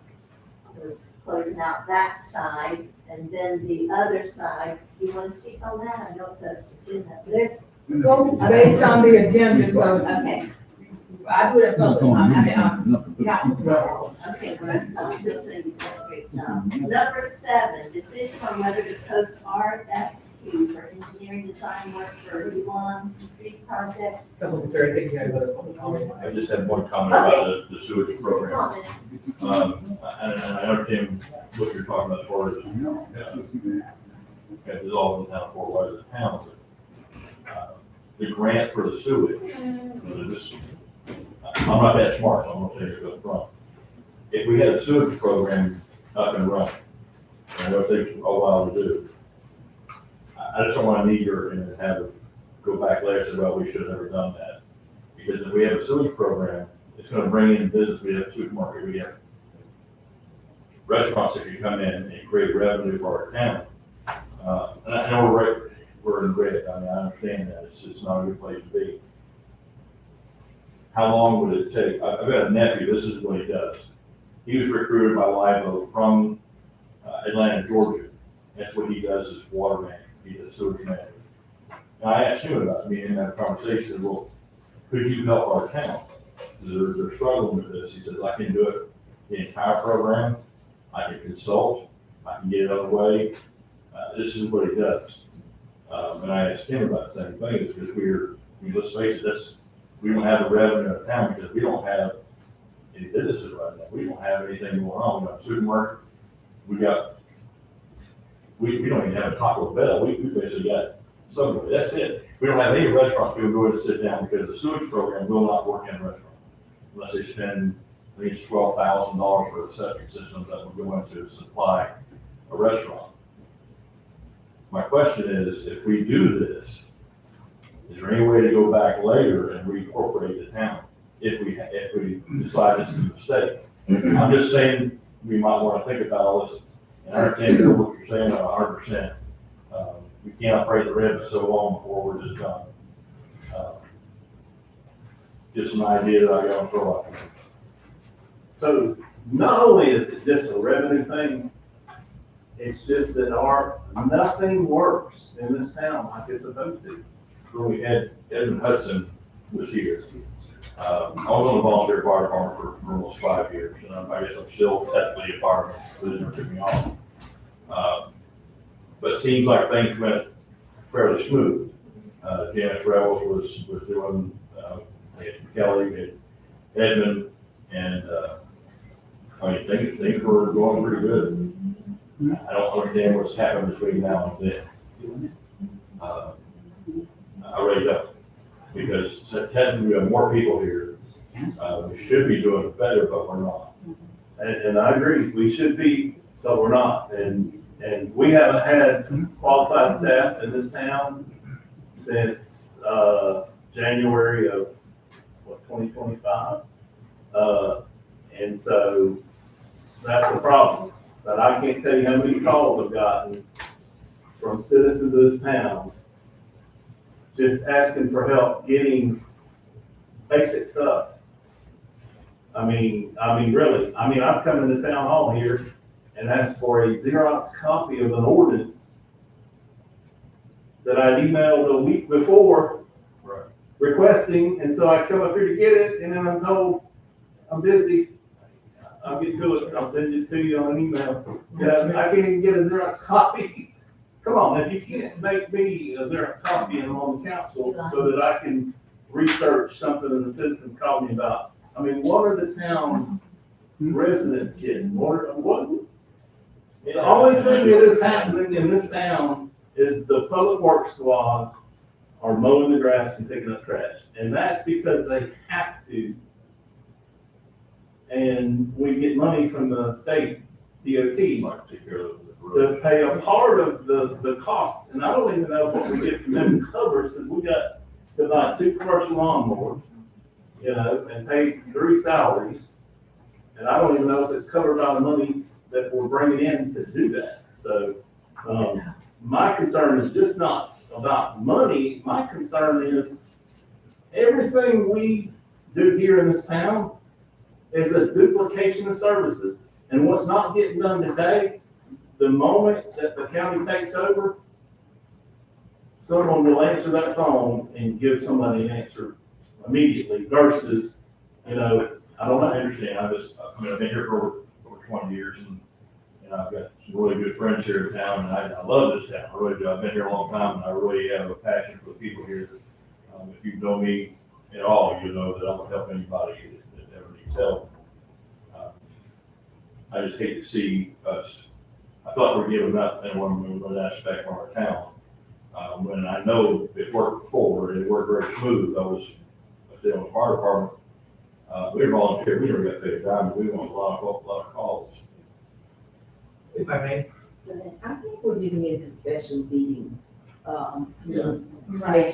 we need to move forward. Because these are things that the citizens need to hear as a whole. This is not the special meeting, no disrespect, but we're getting into things that all the citizens need to hear from both sides. So that's what the special meeting is for. I think it's fair to move forward with the agenda and save all of the rest of this for the special meeting that we scheduled. Because you live outside of the town limits, certainly does not restrict you from participating in any meeting at all.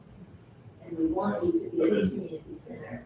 And I'm just speaking now, the town has had a lot of good leadership. Truett George, if you want to go way back to Truett George as mayor. For me personally, as the growth of Fort White occurs, that's gonna put more expenses on this office if we remain a town. I don't see it as a white flag surrender, I see it as a merge. Okay. But bring those, bring your thoughts. I agree with Councilwoman Maris, this is all good. I will say, if we want to give, there was just a straight up public accusation against our current town clerk, but we want to give her an opportunity to respond to that. Well, yes, that's a lie, Lonnie. That was ordinance 10. I came in here and asked for ordinance 10 and I haven't emailed that. I'm not going to get into all that, but. You just did. It's not- It's a fact. I have several emails. Stop that. Again, Chris, you're not getting nowhere. When I started, the first time I spoke, sometimes we gotta look at the needs of others and just realize we're human. Every one of us fail, guys. It's when we start admitting that we've failed, get back up, dust yourself off, and let's make it work. Yes. That's the only way we're gonna get through this. There's a reason why I had to come up here a long time, because you hear rumors, and it's like, man, it's a circus, it's going on, I hear all these words, and like, man, we're human beings, we need to get along, God created us all the same, we're equal. None of us are better than others. No, you know what I mean? Okay, And please, thank you. We move ahead. I appreciate your time. Thank you. Okay, we ready to go on to this design work for Elon Street? I like one other question. If we're gonna have a special council, won't we have one to see if we can replace the council that'll work together? But Thank you. apparently the council does not work together. Thank you. And those three are from the get-go, since y'all started, been trying to get this taken over. Right. That's right. That's all I gotta say. Okay, thank you. We'll try again on number 7. Decision on whether to post RFQ for engineering design work for Elon Street project. That's just, I just want to know, NFPS has a continuing services agreement with us at Fort White. And so for the engineering and designing, they can do it for us, or do you guys want us to put it out to bids like we normally do? I was under the assumption that they were handling it, so I don't know. Yeah, I don't know, so who, you put it on here? I requested because this is specifically for Euland Street, for the engineering work for Euland Street, but I think it was the Scott's grant. So the question is, we have a continuing services, agreement. Do we want to put it out for an RFQ and get like a competitive bid, or do we just not want a competitive bid and say, hey, we're $40 to do it? That's the question.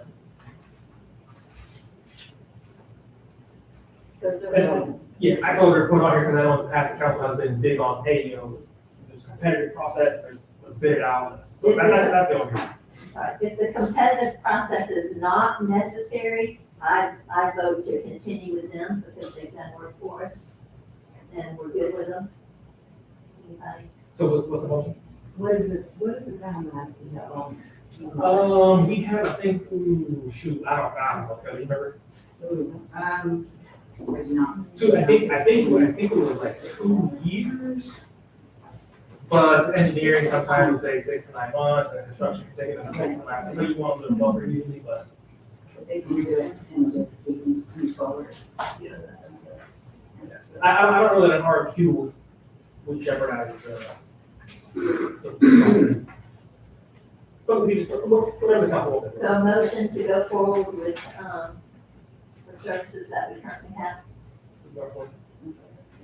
What was the last, Mr. Kim, you know who handled doors? I do not. I don't know.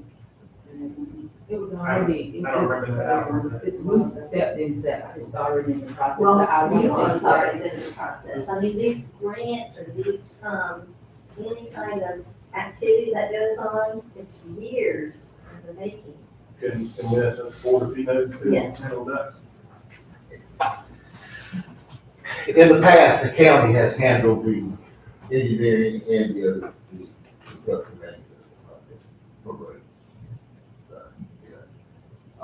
I do know that Connie started this grant, or this stop grant with the county. And at that time, she had basically pulled away from the county, said she would handle it from here on out. So we really had not nothing to do with you. That was handled by Connie before she left. 4th Street was the last road that we really had any input in, as far as Thank you. Thank you. I read that in minutes. Now that you mentioned, I read that in minutes, so, would the council be okay with asking the county to continue doing that for us? They'll do it for free or something.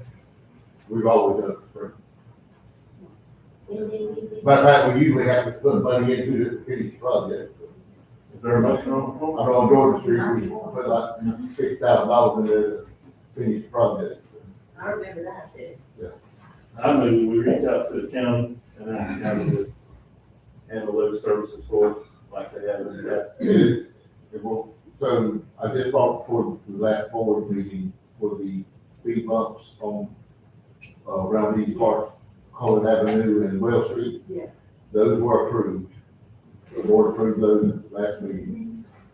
I do need to get somebody with the town to meet me out there to spray paint the road where they want the speed bumps to be placed. Got a call on that today, actually. So if you want the county to do U-Line, I would ask that you do the same thing you did with the speed bumps, send a request to David Kraus to handle that, and let us put it on the agenda for the next meeting. Okay. I agree with that. So I think I would refer that to, council, member Terry, because they live there, so they I'm know, fine with that. they know where the traffic, the most traffic is, where it's speeding, where they're not stopping at. I'm fine with that. I was just gonna, I think the same as the mayor, point at you because that's been your baby, so to speak. But I'm fine with that. Okay. But I think I made a motion to keep these people, so I'll make a motion to kill that motion and let's go with the county. Can y'all agree to? Like I said, you see that request. You already made a motion, just second. So somebody wants to second. So I second the motion to send request to the county for the road work. All those in favor? Say aye. Aye. Opposed? So that's unanimous, Kelly. Thank you, Rocky. And with that, just real quick, the signs. gonna go out, but, Kelly, you talked to David Krause about the children that play. Right. And, Earl, do we not have children that play signs out there? I don't know, I mean, I don't see it. Okay, I thought you might know your inventory, but Excuse me? it'd be nice. Wait a minute, I don't need the smart ass remark after, okay? Okay, thank you. You know? You pointed out signs to me before and told me that. Yeah, if I've seen them, but just because I didn't see it right now. And that'd be, So we'll go forward with the county, Kelly. And just touch base again concerning the signs, if you don't mind, because those can be up for, the speed bump. Okay, we're going ahead with another thing. Number 8, tabled item from December 15th, acceptance of disposal of town property requested by Councilmember Harold. So I just brought that up because, I haven't been able to find a policy on that for the town. And the, town does not fall under the state statute because we're a municipality. So I'd like to ask Kelly to research that item. Do you know if there is a policy for acceptance and disposal of town property? I do not know where else you have to look. Okay, well, I think I included in the packet an attorney general's opinion. Depending on the absence of a policy, it falls on the board to determine whether to accept donations and or dispose of town property. So I just like to make that clear. But I will wait for an answer on that. If you find out there is none, we can address making a policy for that. Thank you. So we'll address that again at the next meeting, not the special meeting, but the next meeting. All right, number 9, adopt rental fee waiver policy for community center train depot requested by Mr. Harrell. Mr. Harrell has done quite a bit of these, policy. So that's something that council asked me to do quite a while ago. I brought it to a meeting, just to provide it for council to look over, and, it wasn't, available on the agenda package for public input, so, I put it on the agenda this time just to see if council wishes to adopt that. I know that the, time of brought it, Ms. Merrick said there were a couple of things that you wanted added in there, and one of them that you mentioned was already in there, but, was there something else you wanted added in there? Ms. No, I Merrick? think you covered it. So I move we adopt the rental fee waiver policy for the waiver of, fees for the community center and training depot when it comes online for rental. Do we have a second? I second it. All those in favor say aye. Aye. Opposed? So that passes unanimously. Number 10, take action to address parking on town right-of-way, walking Tucky or Olino Trail. Again, requested by Mr. Harrell. That's the bike path that Shannon Williams was referring to earlier. So, this one might take a little research when we get an attorney, but, I'm gonna ask that the council address this as a whole and have the town public works department, put up no parking signs in areas that they, see a lot of parking on the town right away. I've had complaints from citizens about people parking on the multi-use path, blocking it. I've had people from out of town call and say, hey, we were in the community, we're trying to use the path, and there's cars parked all over. Multiple locations, I'm not singling anybody out. I think it needs to be addressed. It's a bad look for the town. After I got a couple complaints, I researched it. There's an ordinance 22, that was passed back in 1980. Town council signed off on this, and it says there will be no parking on the right of way.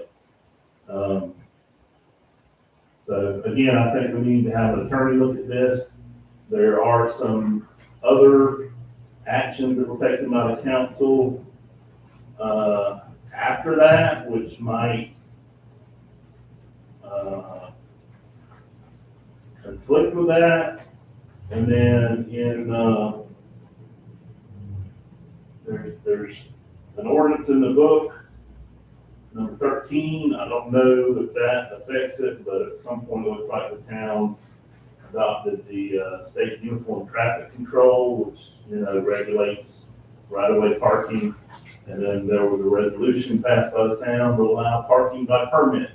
So, I don't think that we need to take any other action right now than to have areas of concern addressed and maybe put up some other parking signs, especially with that multi-use patch, because You have that's, to identify the area of concerns. yeah. But I just want to add, at one time, this whole sidewalk right here on Wilson Springs Road, that had no parking on that. I don't know if those came down when Ms. Green purchased the property. I don't know, I didn't pay that much attention. But that had no parking signs like every 10 feet, just about for years. And there's no parking signs where this trailer is, not our trailer, but that little mobile home trailer, kind of catty corner from Maggie Green, y'all know what I'm talking about? That has a lot of those no parking signs. And there's no parking signs on the road by S&S, where, like I have that lot right on the opposite side of S&S, and there's no parking signs there. So I know that those had been troubled areas, and that was probably a troubled area right there because it's really crowded here on Wednesday when the driver's license and all that is open. So that might have warranted those signs, I don't know. But I just know that's been a concern in the past. And there's probably more that I'm not even naming. I have a question. Would you come up here, please, Yeah, well, it was just and tell us who you are? okay. I'm Earl Jenkins, I work for the town of Hawaii. Who's allowed to have them move, like the pizza place? They're always blocking that spot. That's one of the whole Who's things. allowed to make them move? Can we have them move? Is that something I can do, or is that something that we can't do? Well, I could be wrong, but that kind of falls under code enforcement. That's like a code enforcement function, so I'll speak for me. This is an ordinance. Okay. I would personally want Public Works. Because I went and told all the move and they moved, no problem. But I just want to do that. I would say no, it's not really safe, Okay. even though that might sound silly, but we don't need you to be in some kind of encounter with someone. Yeah, well, I just nicely ask them if they move that. Yeah. I got it. Right. And another thing, we do get more than just mowing, okay? So just for the record there, we do more than just mowing. We get paid through the Florida Department of Transportation for your mowing. I understand that, but we do more than just mowing, we do other things too. I mean, we, pick up garbage, Don't be feeling or I've been seeing what you do. Well, I know you work, understand. okay? I know you work. So we're gonna table this, Can I say one thing? yes. So would each council member have a problem with, identifying areas in their own district and sending an email to the clerk and saying, hey, can you have some no parking signs put up in this area? And the mayor could do it in the whole town, since his, area is the entire town. That's my thoughts on it, because we have to put up signs so that they know not to park there. I would like to, so that was a part of the reason that I requested Shannon look into this grant for the trails, because it's certain, like you could put up, like barriers and things. So I don't want the city to, spend money on signs and things right now if we're possibly gonna get that grant, unless it's emergent to do so. I don't know if it's, another way we can go about it until then, but I think we table it, let's see if we get this grant and then identify areas where would be barriers that if we get this grant and then go for it, get like a big project instead of wasting time putting up signs and possibly taking them down to do renovations and barriers to the trail. I agree with table it. I think we have plenty of signs back there. Because they put them and take them back, put them and take them back. And that's nobody's fault. They're just put for reasons and taken up for So reasons. maybe just the real problematic Yeah. areas now. Right. And I know that pizza area is a problem because there's limited parking back there anyway. Well, in addition to that, I'll say that, I think the community center has done a great job about providing additional parking across the street. But, and they even have no parking signs in front of their building that I think that they purchased. And they're up on a rope or cable, but people still disregard those signs and park on the right of way, and there'll be plenty of space in that parking lot. So, you know, that is one area right there where the path was blocked, and it was probably no fault of the business. You know, it was probably a customer that pulled in there, blocked the path, and went in the shop in the community thrift store.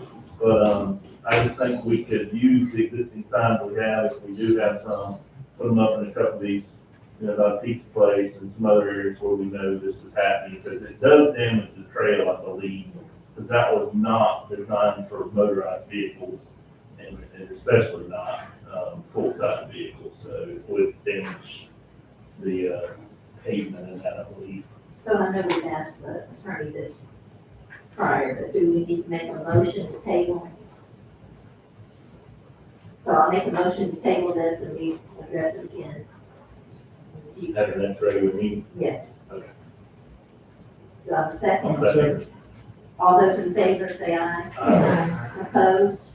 So that's unanimous. I think Yeah. you guys can Thank you. So, I was just waiting for you guys to finish on this item, but I wanted to. So are you- Alexander Vega. And I just wanted to object to the agenda item altogether as far as take action on doing something, given that the notice was so ambiguous and we didn't know who was being discussed here. It seems like you're violating the due process of someone being properly noticed. And then as far as take action, I don't know what action it is you'd be taking without a code enforcement mechanism. And then also the road that you mentioned, because I was going through, reading a lot of ordinance and stuff from the town, there's a lot of vacated right-of-ways that the town has given. I think the parking along the pizza, and I don't know if that's Walker or not, but that's been given. Why, it is Walker? So that's been vacated. The town vacated that right-of-way. But as far as, the lack of parking, that's been discussed and torn apart since September 2023. We had a town meeting where the town planner then stated that the town should look into options for parking. And so you can address parking on right away from everybody involved, the residents that park in front of the property, the church that uses the parking, everybody, the businesses. Right now, there's people parked right across here on the town right of way. Even parking along this building is along the right of way. So you can discuss that whole, what it encompasses. There's no, let's take action, let's try to enforce something that A, you can't enforce, but B, you don't have a remedy to. I appreciate that. Let me respond. I'm sorry. And growth is only gonna make it worse, and not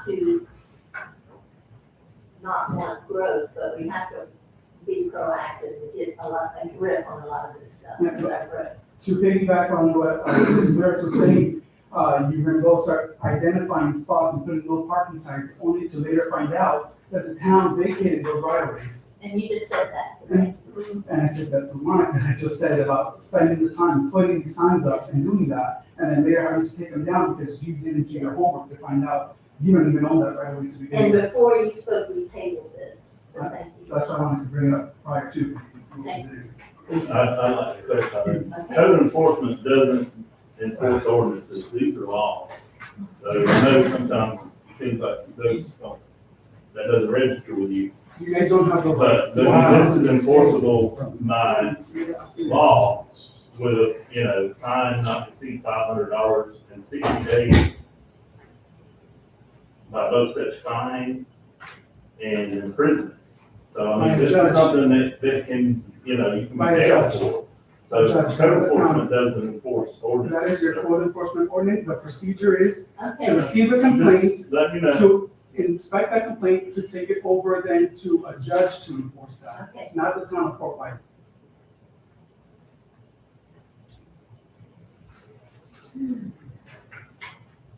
Pause.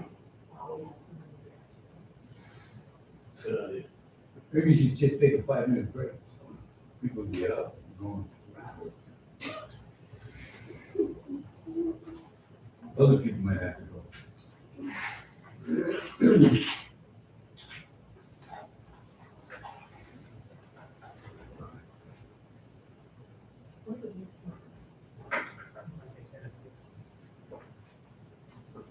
Did Don't y'all open eat, it, don't open I might it. have asked this already, did y'all eat that, It's a private. did y'all eat that peppermint bar? I did taste it. I know she did. Red. I don't think I had. I thought some more, not the peppermint bar, but I bought some of that salted caramel today. I'm hooked since then. There. I have a question. Yes, Are ATVs allowed on that bike trail? no, But you see them all the time. pardon me? I said you see them all the time. No, I haven't, I ride my bike. And you're right, and that goes back to code enforcement. We don't have anyone to implement that. They don't see you doing anything. We have a conversation, I will tell you that years ago, I tried, and I worked 3 years on it, to get a bike path from High Springs to the town of Fort White. And we were real close, they would have done the engineering for it. Tim Murphy was against it, he made out as a county commissioner. And the county manager at the time said they would not take it, even if it was totally for free, because they refused to do the maintenance. So you could have really had a spectacular path. Just in conversation, the maintenance is part of the concern now. Alex, remember when you were trying to find who was in charge of maintenance of those paths? The town is. I know initially they had contracts and the guys rode around those little John Deere picking up bags full of garbage and blowing it and everything. But that's no longer. My understanding was that the town was getting paid for that, or reimbursed for that. And then when I spoke to, Rails to Trails and everybody about getting that back or whatever, they said that the county does a trail from Molino to the county line only, they don't do town of Fort White. That's what, and the county reaffirmed that they don't do the town portion. And so I got the same information that the town handles it inside the municipality, there's no money involved, it's kind of like just a keeper of the trail. My understanding was that there was, in the past, that there was money from previous council members that told me, and town employees told me that the town was receiving funding for that prior. The state hasn't provided any of that. Where were they getting it from? The state or whoever, division handles the rails to trails or, I know they need to be worn off, especially around that pizza area. Well, I can tell you now, it's fully funded by the county, all the maintenance on the trail, fully funded by the county. Cause we contracted that out, all the mowing and stuff. Now, we still do some paving, picking spots, but as far as the maintenance for mowing, it's totally funded by the county.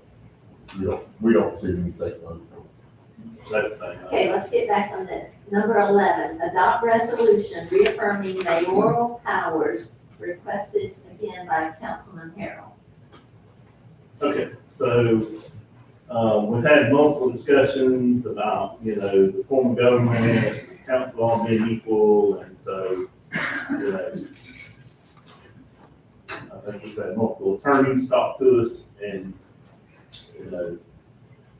it just appears to me that, there's been overreach of authority by the mayor on many occasions, and so this is just a resolution to say that his powers are defined in the charter and given by ordinance, in addition to the charter defined authority. And anything else outside of that is overstep and shall be considered misfeasance or malfeasance by the council. And, you know, the appropriate action will be taken if it continues. So Councilman Terry. I move that we pass the resolution to restate and reaffirm the mayor's powers as defined by the charter and given by ordinance only. So you just accused me of Discussion doesn't start till after the motion. It's not on the floor, the motion's. Anybody want a second? So you accused me specifically of overreach, of power overreaches on multiple occasions. Would you please care to elaborate and give specific examples? I'm asking you to elaborate and give specific examples. Just going right at accusation. I make a motion, was your talking making a motion? I did move that we adopt this resolution. Is that considered a motion? Yes. Okay, so I second the motion, because all it is just reaffirming what the charter states your powers are. So you're gonna cut me off and not let, what are you doing? Now, I needed to do that before we now have discussion. Okay. So you said there was multiple overreaches on my behalf. So can you please clarify and give specific examples? Because you just made an accusation against me. Please give specific examples. It's ongoing, so there's really too many to list. Could be just one? Yeah, just one. But, most recently, I sent Mike Rankin, the planner, an email requesting that he forward me all emails from him to the town. And in his response, he stated that he is dealing with the mayor. No, that's not what he stated. Yeah, that's that. And In the absence of the city manager, he's been communicating with the mayor. And the charter says that all policy decisions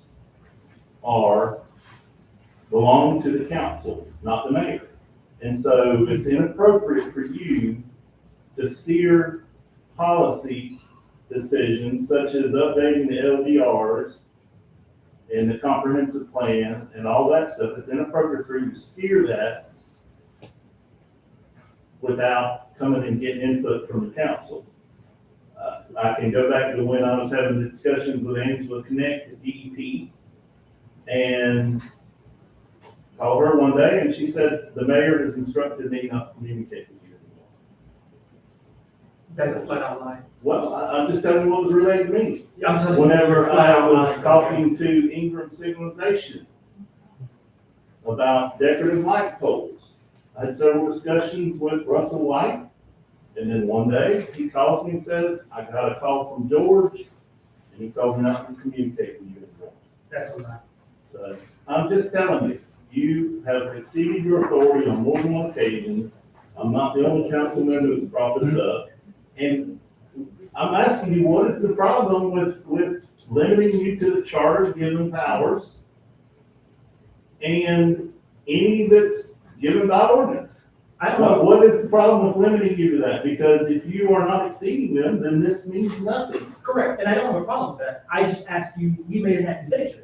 I don't have a problem. I never once criticized your resolution. Okay, all right. Which, and by the way, I don't see why it doesn't just say every council member can't, and to include the mayor, can't overreach. That seems unnecessarily targeted. You can just say everybody can't do it. If I can't do it, neither can anyone else, but you're targeting me. And secondly, since you just have this tendency to misremember, I'll give you the benefit of the doubt and say I have Mike Rankin's email right here. Okay. Any email traffic between myself and any project includes CC to the city clerk's office. Mike Rankin has probably called me just like once or twice. And this is something else I brought up at another meeting that you don't seem to understand is the reason Mike Rankin responded this way to you, Lonnie, is because our vendors don't typically want to work with you, man. You have to ask yourself why that is. Is it a great conspiracy and the mayor's running around behind the shadows and or is it just that maybe you're doing a little bit too much behind the scenes and people are pushing back? Mr. Thomas, go ahead, Mom. So I just wanted to reiterate on what the mayor said. I think, as I mentioned before, that these meetings, these agenda items are personally targeted to certain people.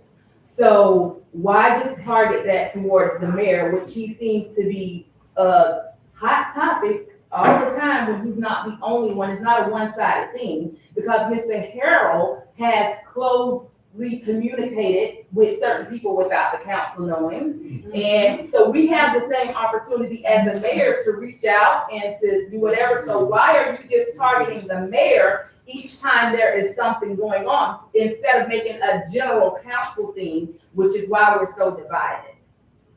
So it's always a target on the mayor.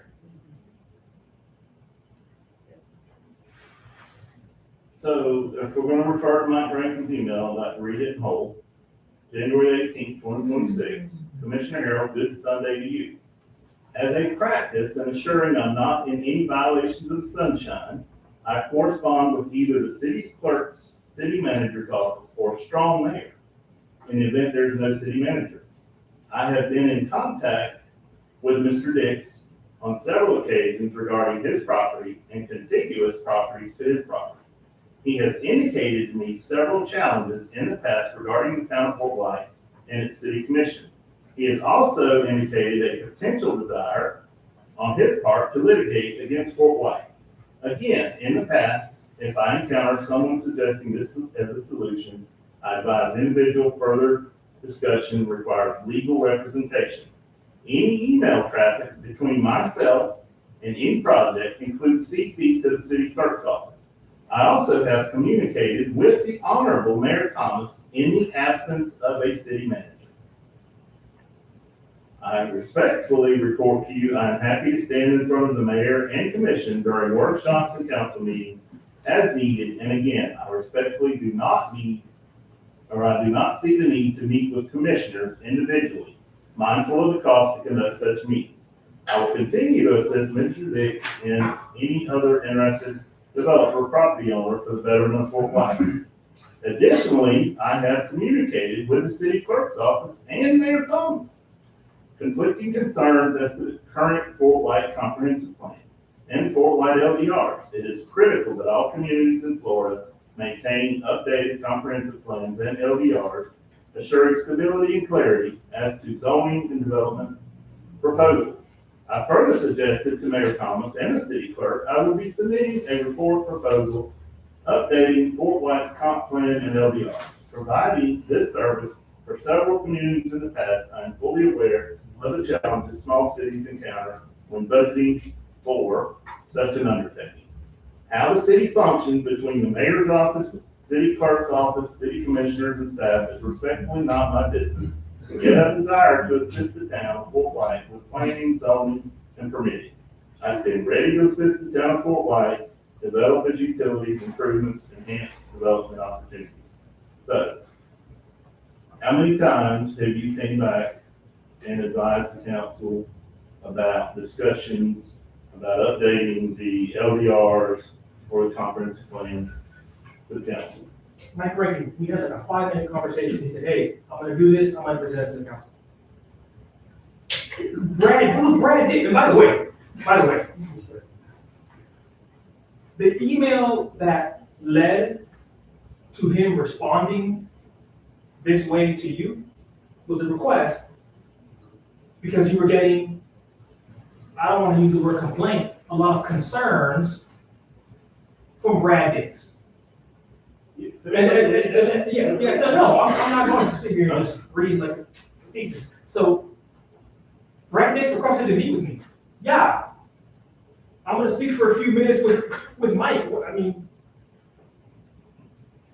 So that is a prime example of, that is the vendor's choice he's basically saying it's his choice to communicate with the mayor. So really, we should be addressing the vendor, saying that, hey, it should be communicated with everybody. I don't see how that's an example of the mayor overstepping. He didn't say, hey, only communicate with me. He's telling you that that's what he normally does. That's his procedure. Like, that's what he does. Now, so that's not an example of the mayor overstepping his Well, authority.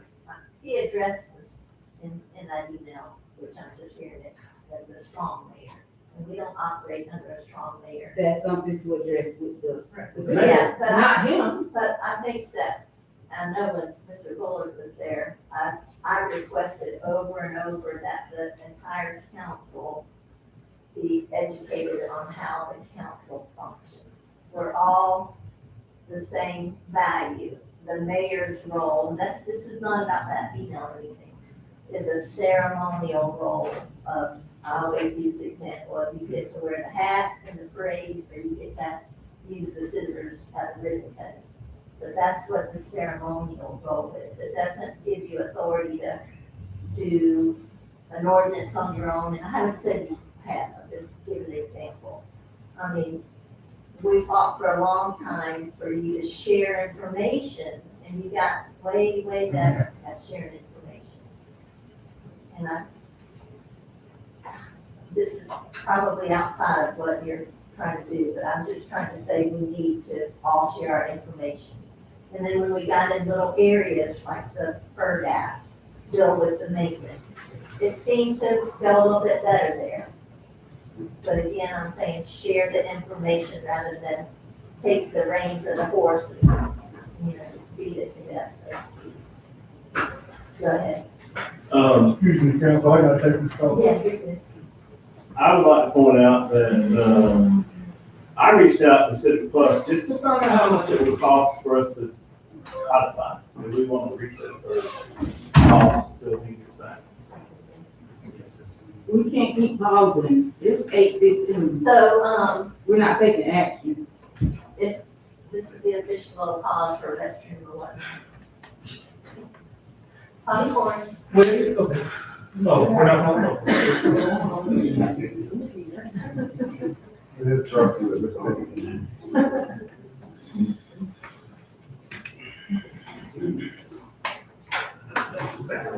You know, just because this is not the official meeting and we're just relaxing a minute, the social media is a bad look for Fort White. And what I see on social media, Correct. and it's always about, the Fort White sites, it's really horrible. There's a lot of prejudice and racism on a consistent basis.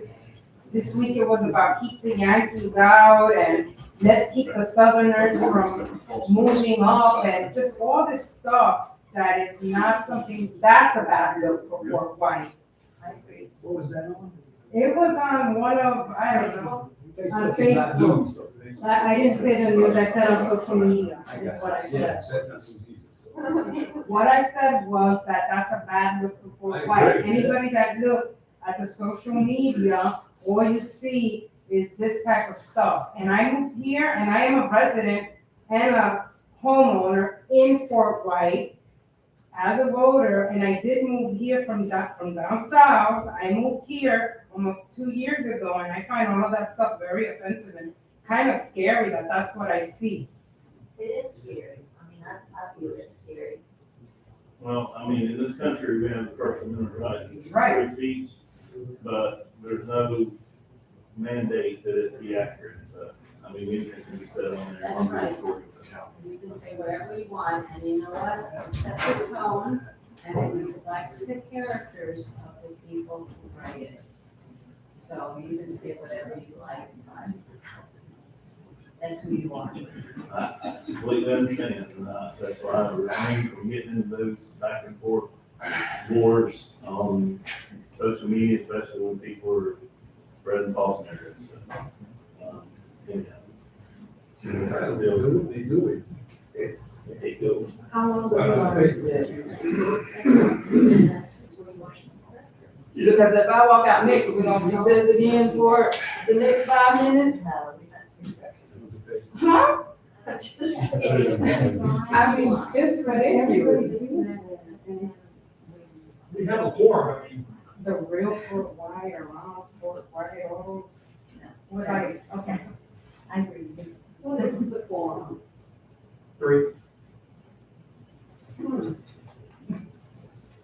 Everybody went to the bathroom, so let's go. Exactly. All it says is we need a quorum to proceed, and we have a quorum.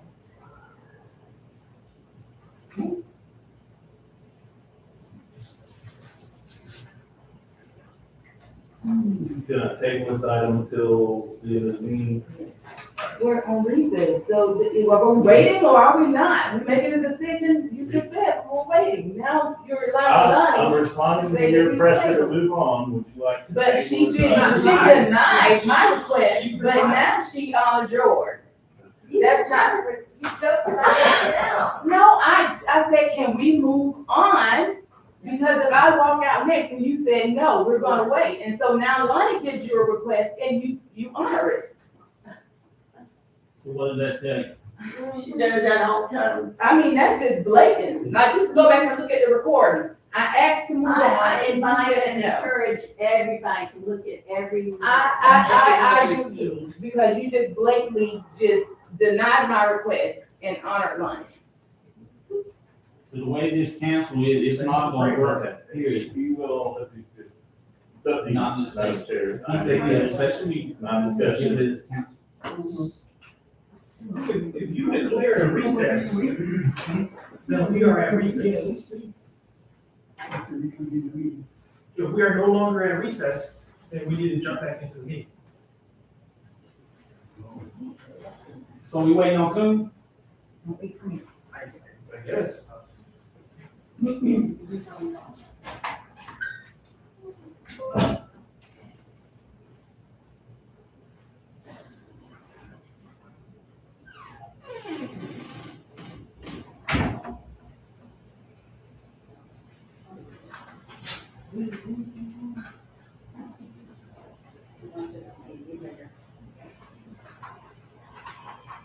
Sure, what's on Need TV? snacks.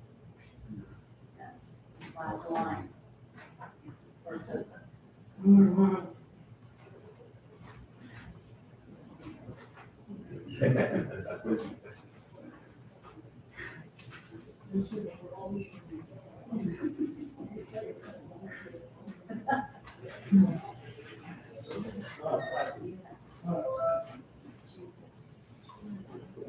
Sorry about that. All right. Very important. Everything okay? Yeah. We're waiting on Kelly. We will go forward. You ready?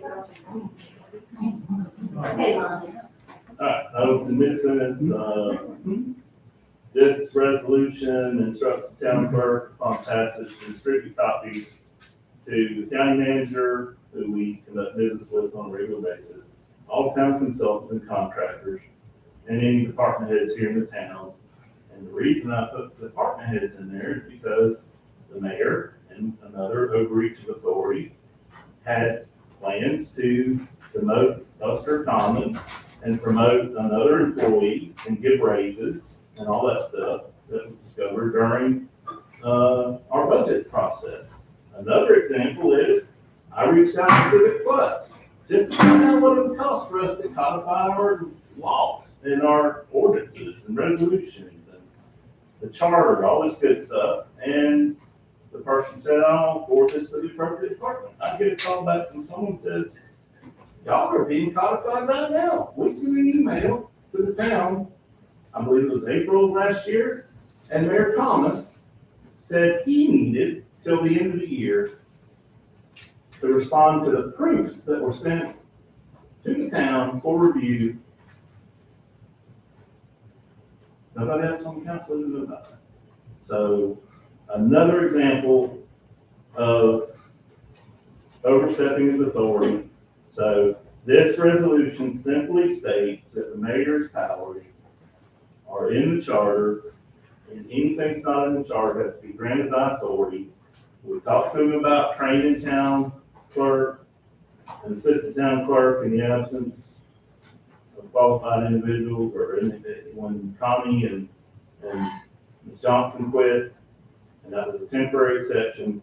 He is still involved in the administrative operations of this town, which are outside of his authority. So I move that we pass this resolution to restate and reaffirm the mayor's powers through this ordinance and give it to all of our contractors and partners so that they understand. And I don't really understand what the issue is here. I mean, if he's not doing anything wrong, then this says what the charter says, so. If there's no issue, then I'm gonna respond to the other two things that you said earlier, just to clarify for the record. If, I agree with you, there's no issue to say that the mayor can only do what the mayor is allowed to do. My question to you is, why not then just make a motion to amend this to say that no council member is not allowed to do what they're already not allowed to do? Let me ask you, what's your issue with that? My proposed resolution is to address your behavior. That's not what I asked. If you would like to propose a resolution to address council members' behavior, then feel free to do so. But you cannot dictate to me what I put on the agenda. When did I say that I was gonna? Just now. I suggested that I ask you in the resolution. I asked you a question. Alright, the resolution So, has been put on the agenda for action. that I had plans to demote Buster. There's a personnel policy. I can't demote or promote anybody. So you just saying stuff doesn't make it true. One, two, when we were in turmoil with, by the way, the proofs were sent. Kelly, when were the proofs sent to everybody on this council? In my mistake, was it not on an agenda like in the last few months? So when you sat up here and said, the town council has never seen it. This can be verified by the agenda package that that's not true. Also, yes, the lady from Civic Plus called me and she said, we need these. I said, hey, we're not ready. Can you give us till at least the end of the year? I just see And it she, as sharing. and she allowed that to happen. We have a So you motion, keep we have a making these second. accusations, but they're just All not those true. in favor, say aye. Aye, Hey, I got a question. okay. All this is doing is reconfirming the mayor power, right? Yes. I mean, All those nothing, opposed? and I would be glad to say aye on council if you want to bring that up. I Create mean, that I'm just resolution. saying, everybody ought to know their job. This is, whatever, All either way. those opposed, Nay. Oh, man. that passes. So we move on to the next thing. Discussion and possible action to hire a headhunter and qualified town clerk. Request assistance from FCCMA, requested by Councilmember Mayoral. Before you even say this, I want to say maybe that can be tabled until after a special meeting of going with the town. Here's one thing I'd like to add to that, if I recognize. Sure. So today, I called the county manager, David Crowell, to follow up on something that you mentioned in a previous meeting. And that's maybe we can request help from the county. And in lieu of, to address this issue that's on the agenda about getting help in here as the clerk, I would like to ask the council to approve that we request help from the county in the form of an interlocal to get someone down here with some governmental experience that we can make town clerk, and then put Kelly back in her job, and then we can continue to do the work of the people of Fort White. Hopefully with an experienced person from the county. And David Krause said that all we can do is ask the county, and it would have to go before the commission. But something like this could possibly be done in the form of an interlocal, requesting that the county provide us personnel down here to act as our town clerk. And if it's an employee from the county, I believe that, there wouldn't be an issue with naming them the clerk, I don't know, you know, how that would work, but, we can ask for an interlocal with the county and state the terms of the interlocal and the reimbursement or whatever, how we'll work out financially. And then we go for the commission for, approval or denial. We can ask, I know that's been done before. We're talking about someone coming to help out the clerk and ease some of the pressure on her, put her back in her role of assistant. What was Bailey doing different than what I was doing, that I'm doing now? On learnings, 4 months. And it's called a learning curve. Yeah, but we need to have more than a learning curve, and go ahead.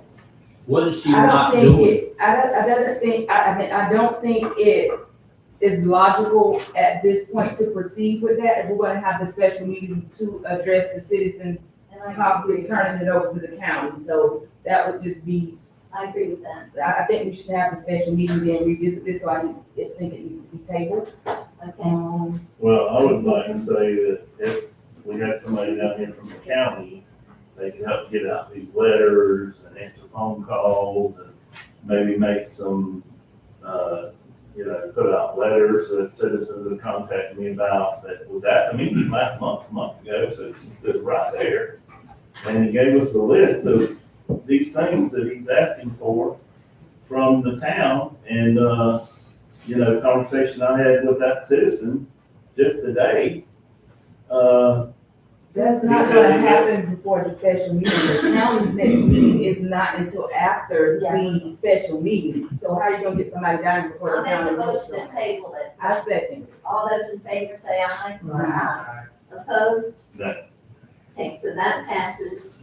And then 13, adopt resolution to establish policy and procedure manual requested by Councilman Harrell. And he's been, I don't know if appointed the word, but we gave him the responsibilities of doing these policies. That's why we keep hearing Mr. Harrell over and over and over. So these are things that have come from our request as a council board. Right.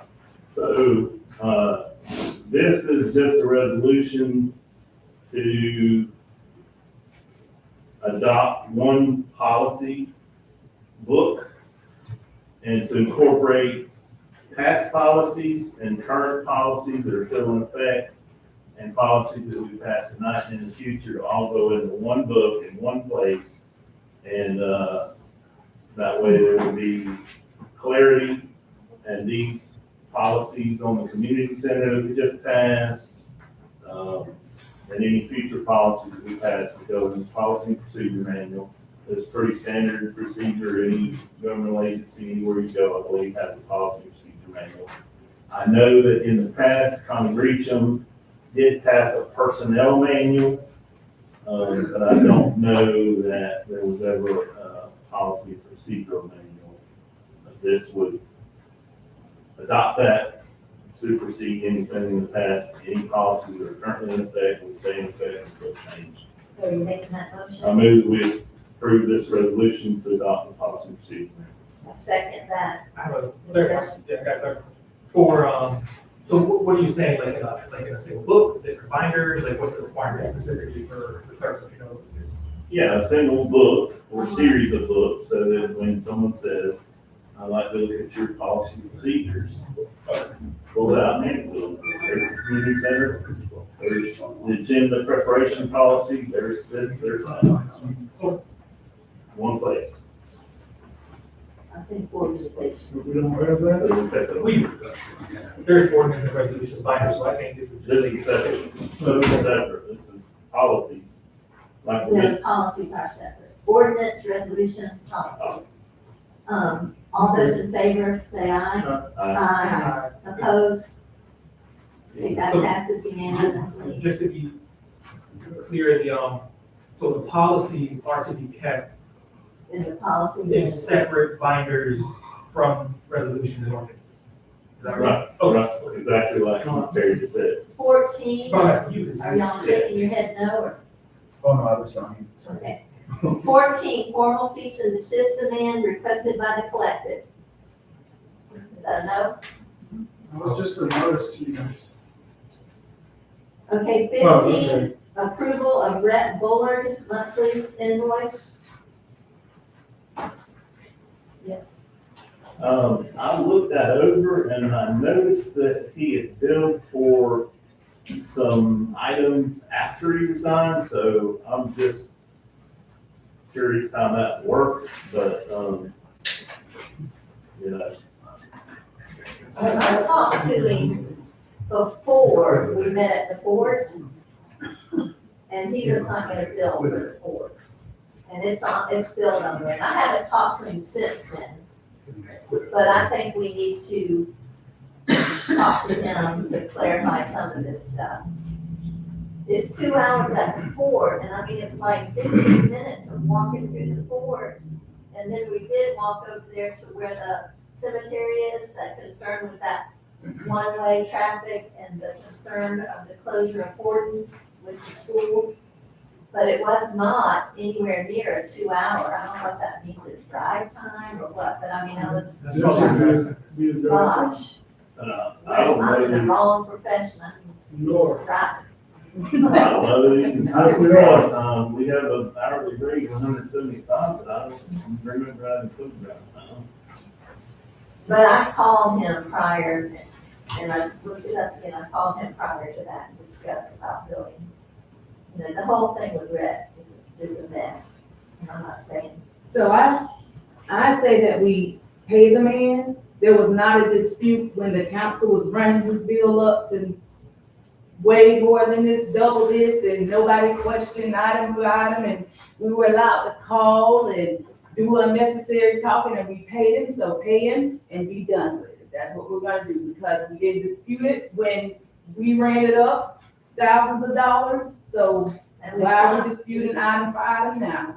we probably should have disputed his negotiation of. No, we should have disputed our actions of calling in unnecessary legal counsel for personal feelings. Okay. Correct. 175 hours is extremely cheap. So, in relation to that, I would just say that, you know, I think that the way that whole thing was presented to council by Mr. Bullard was faulty in that he represented that the investigation was gonna cost a flat fee or $6,500, I believe was the. I'm not talking about the investigation, so you're Okay. assuming, All right, I'm well, talking about his bill. Okay. And that's done, so let's move on. Exactly, so I make a motion to pay Mr. Red Book the $4,707.50. I second. All those in favor say aye. Aye. All those opposed? No. Okay, so that passed. And then agenda policy requested by Councilman Harrell. That's number 16. So this is the, agenda policy that I brought to the meeting after I got the written, legal opinion from the attorney that states that the town clerk should not interfere with the council's, agenda, she should not gatekeep, and that the, agenda belongs to the council. So this is the second meeting that it's at, this time it's on the agenda, and I move that we adopt the agenda process procedure. I second that. So I got something to say. And I just want to ask, like, Kelly, not to put you on the hot seat, but why did you not even address with me about putting red on the agenda? Well, to be honest, you sent me so many items, Lonnie sent me so many items, and I had to go through and look at them, and he had one about red, you had one about red. And it was an honest mistake, for sure. And then I thought that seemed like he's talking about red, that it would be brought up. So I just have a question. So it says, I have another question. whoa, can I finish? Did we? Can I finish? I'm asking you if I can finish. You can say no, I'm cutting you off and I'm No. violating your rights. But Wow. Did we not, do we not realize that it had to be addressed, the voting back in, or to not voting that, to vote to not rehire? I thought we were on the policy item. Well, she's referring to Kelly's statement. Yeah, that's part of it. What? What about her statement? Excuse me? I'm asking, what about her statement? I thought we were on the agenda. No, as council members, including the mayor, were you each individually not aware that we had to, at minimum, address whether for him to be retained or rehired, actually, not retained, but rehired or just gone with the wind?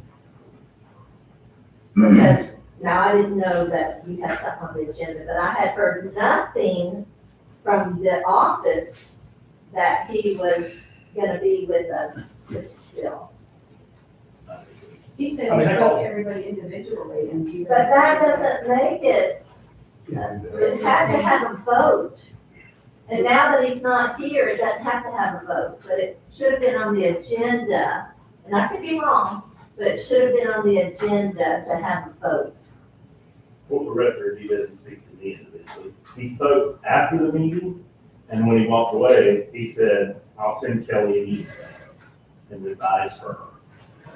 I don't know what he was going to advise her. I don't know if he was going to advise her that he wanted to rescind his resignation or what, but he didn't speak to me. Guys, I'm trying to talk about the agenda policy. I thought we were on the agenda policy. Well, just a quick question, because you guys are talking about as if you didn't know that you had to vote to either let him go or rehire him, yet the same policy that you guys are discussing about the meeting agenda and stuff like that, on their list, that every motion needs to be second.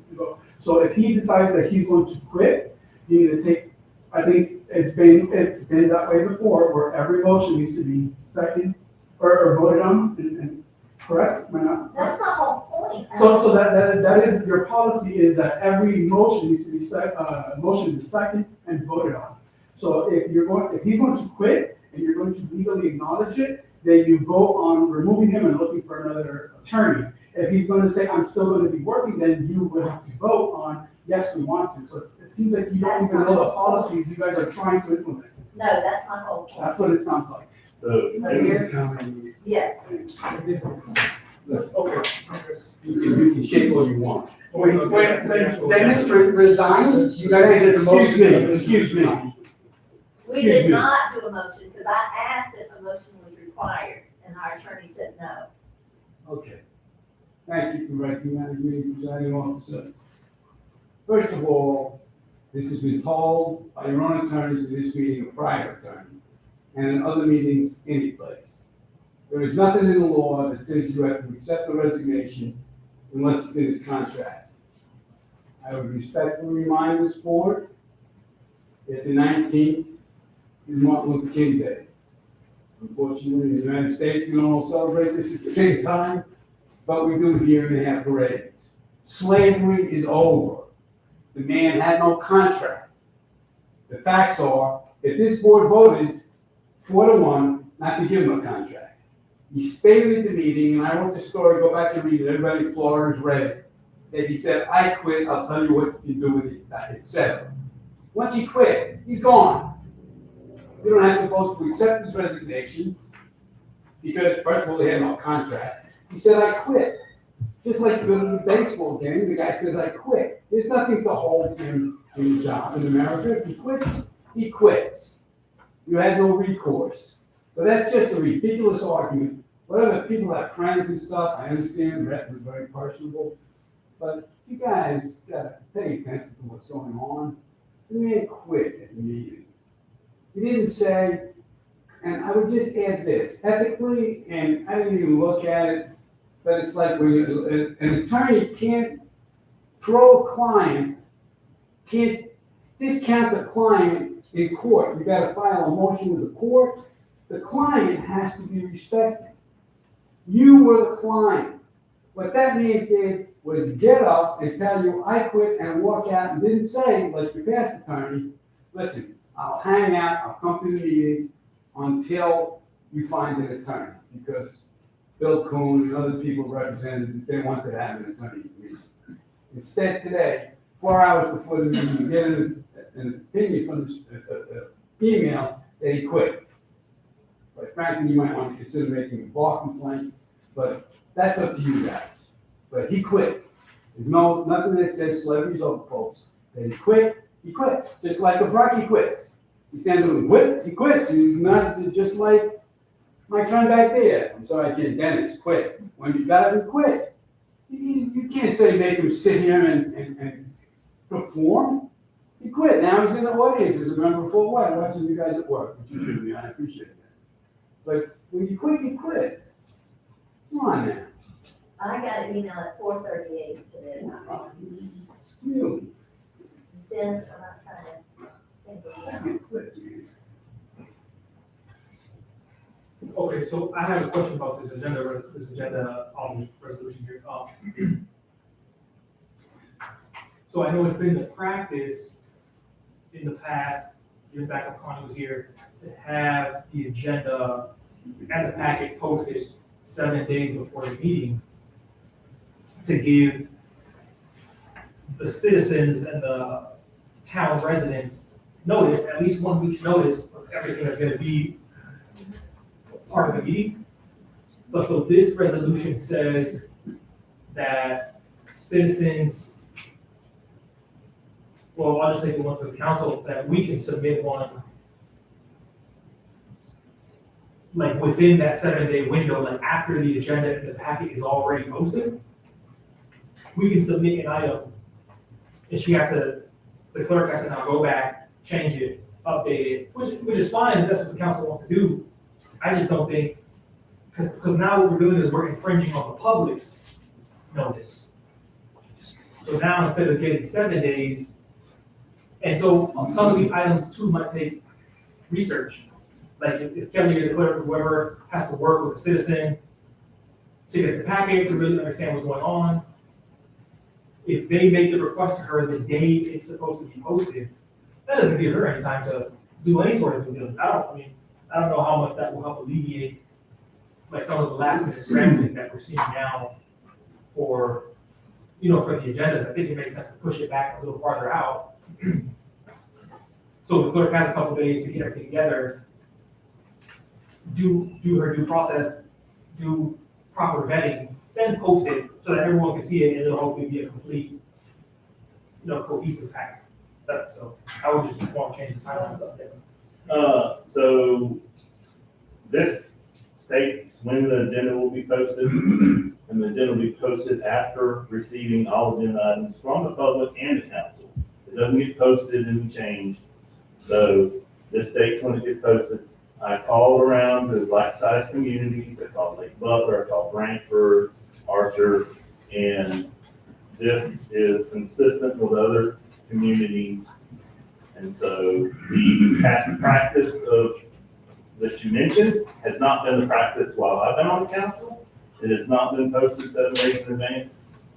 And a recent effort to do that, I reached out to the attorney and, that was included in that formal legal opinion. So again, motion's on the floor to approve the. So it's the Wednesday, so that gives 3 days notice to the public. So it gives the public 3 days to see the final. Oh, yes, go ahead, yeah, I just did, yeah, go ahead. Oh, yes, you're right. I'm saying 10 days, am I misreading this? I believe it goes in on Wednesday and the meeting's on Monday, so. And as long as I've been on the council, it has not been posted a week in advance, so. I think Connie had it a week in advance, and I think a week in advance is. There was also 2 people back there. Yeah. So, again, and as long as he's been on the council, I'm sure these agenda items ain't been. I'm more concerned with, this item being posted and this item being on the agenda and this item not being on the agenda. Right. As we're all, It's not intentional, I promise you, it's not, it's just. and I'm not saying it is, I'm just saying that's what my concern is. So again, the law on the public meeting notice is not the same as posting the agenda. So I'll just say that you can post the meeting and then post the agenda whenever it becomes available.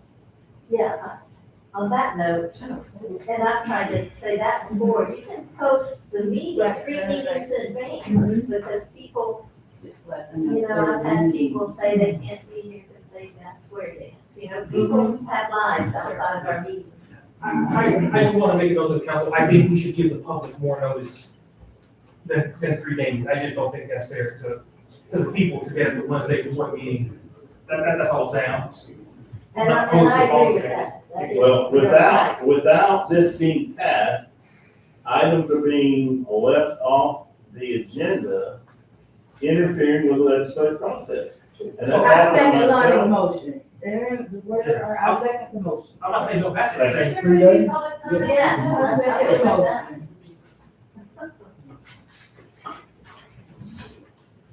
Hi, my name is Jackie Sulik, I live in Fort White. So just professionally, I always look for an agenda a week before a meeting. And you have a process of amending the agenda. So if something comes up after that, there's absolutely nothing that prohibits you from adding an item. But really, in respect for the public, because, you know, I have to decide if something's important for me to be here. So I think 3 days, it doesn't work. I really think you need to go with 7 days. And then you have the ability to amend it like you did today. Thank you. Where are you getting 3 days? It was posted Wednesday, Thursday, Friday, Saturday, Okay. Sunday, Monday. Well, you gotta go this. Okay, somebody said 3 days, then you gave, and I didn't do the math, and I apologize. Okay. I think a week is standard, and I would request that. And I don't know how other people feel, but 9 days. Well, Seven Monday, days is great. if you have a meeting once a month and you make that agenda cut off a week before the meeting, so now it's 37 days before you can get anything on the agenda. Because you can't add an action item, I beg to differ. How many times, and I think Mr. Stu Hooker just pointed out earlier, that we have to put action items on the agenda and notice the public, they can't be added at the meeting. Because if it's added at the meeting, the public hasn't had an opportunity. So I'm telling you that I called Lake Butler and Brantford, Archer, several other small communities like this, our size. And Lake Butler, for instance, said, you know, we're lucky if we get it out Friday and the meeting's on Tuesday. Well, I hope they're a good functional board. I actually, they seem to be. But anyhow, I think this needs to be done because interference with the legislative process is not appropriate. And this clearly states what needs to take place. We have a motion and a second. Although I don't like the Wednesday, Monday. Yeah, I know. Well, if you have items submitted on Monday for Monday's posting, you know, if you have to have the items in the week before so that she can post it on Monday, then how many days before Monday?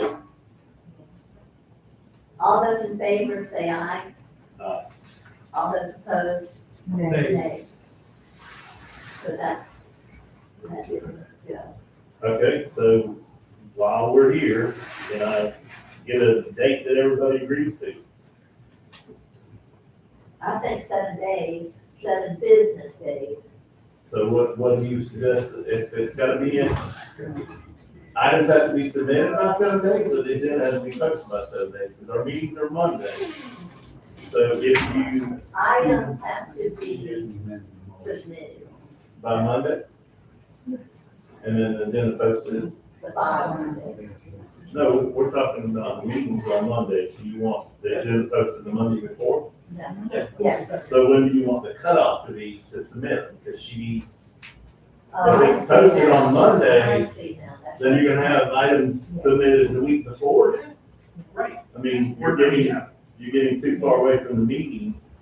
And so once a month meeting, you're gonna have items that can't. Well, I be- agree with that, though, that it has to be enough time to give her enough time to complete it. And if there's something so important that needs to be added, which can happen at any time. Can we have a pre-meeting, just like when I post it, like all of us somehow get together? Well, you know what?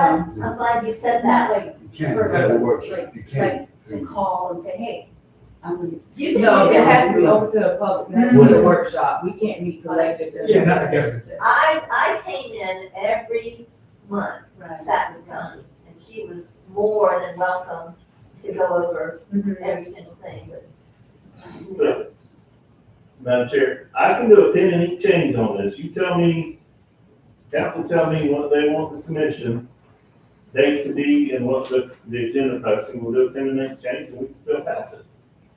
I mean, if that's the only issue. I personally think everybody should be treated equally. I don't think we should be given more preference than the residents. I think it should be posted the Monday before the regularly scheduled third Monday of the month meetings, and you need to have it in a week prior to that. That's my opinion, and that's what I'm recommending. In general, the council members are submitting more than the residents, and every resident can submit whatever they want as well, and I welcome it. So the current agenda policy you have would be the same one as you're proposing right now, for clarifying citizen to be citizen and council member. Correct. Well, the problem with that is citizens have 7 days before the meeting to request to be put on the agenda. So if the agenda's gotta be posted 7 days before, then if they post it the day that she's gonna post it, if they request to be on the agenda that day, then, you know, I'm just saying. That's how yours is written currently. That's how yours is written currently. But what I'm saying is, if the agenda has to be posted a week prior to the month, the two things. Everyone has the same cutoff time, so the Monday prior to the agenda being posted should be the deadline or cutoff for council, citizens, or anybody. Submission. Monday, the close of business day, is the deadline to have everything in. Okay, so Monday is the deadline. For the posting. You said for the posting. So if the meeting is February 16th, it's not, but if the meeting is February 16th, I say that we should expect the clerk to post it by the 9th, which means that everything should have been submitted to her by the 2nd. Right. And I don't think we should receive priority over the residents of the town. Okay, so line 3, all other agenda items are due by close of business Tuesday. I'm gonna strike that, make a pending change to Monday. And strike late council member or contractor submissions allowed until 12, strike that. It should, everybody should be treated equally. Well, it depends, if 30 active, the same, if 30 active. This Terry, I want to make comment. Okay. Yeah, so. Rocky can help you with this too. The county, maybe you may want to consider using the county policy, which was approved during a charter review thing in, I guess it was 2010, my policy, but it was voted at that time by the biggest majority ever in Columbia County. All the residents in Columbia County voted for it. The county charter says that all the information that's available to the county commissioners has to be available to the public before the meeting. The county then made this policy, and it's worked since then, that by the end of business on Friday, understand they have the meeting on the following Thursday, and it's worked. I mean, Rocky will tell you it's worked. The way it works is that they count the weekend because you have time before. So if you decided to have your meetings on Monday, maybe you should consider having them on Tuesday, because now you're not based on a lawyer showing up. Is that they got those before, the meeting gets posted, and only exigent circumstances, this is an emergency, he will tell you, and then you'll see that the county manager at the beginning of the meeting, or one of the county commissioners, because it's an emergency, says, I would like to add this to the agenda, and the county commission votes on it. That's what the county does. And it's worked for 15 years approximately. Maybe you might want to consider following those guidelines. And citizen items, generally, there's been some contention over the years. Ron Williams, who was the longest serving commissioner in the history of planet Earth, I think, or pretty close to it. He said no citizen should be denied from appearing before the town council. And pretty much, and Rocky Shedman said, pretty much that's the way it went. So knowing that that has worked, and Rocky can tell you that's worked, the commissioner of this district, maybe you want to just consider using the county policy to meet your meeting schedule, because that's proven to work. And I think that would solve the problem. If you have any questions, just ask Commissioner Ford, he's right here. And he's been there for what, 8 years now? What? Sorry. You've been there for 8 years now? 7. 7. I start my 8th year now. It's hearing aid better. And he can tell you that it works. So that may be something that you wish to consider to facilitate your business to the town and the folks that work. I'm sorry.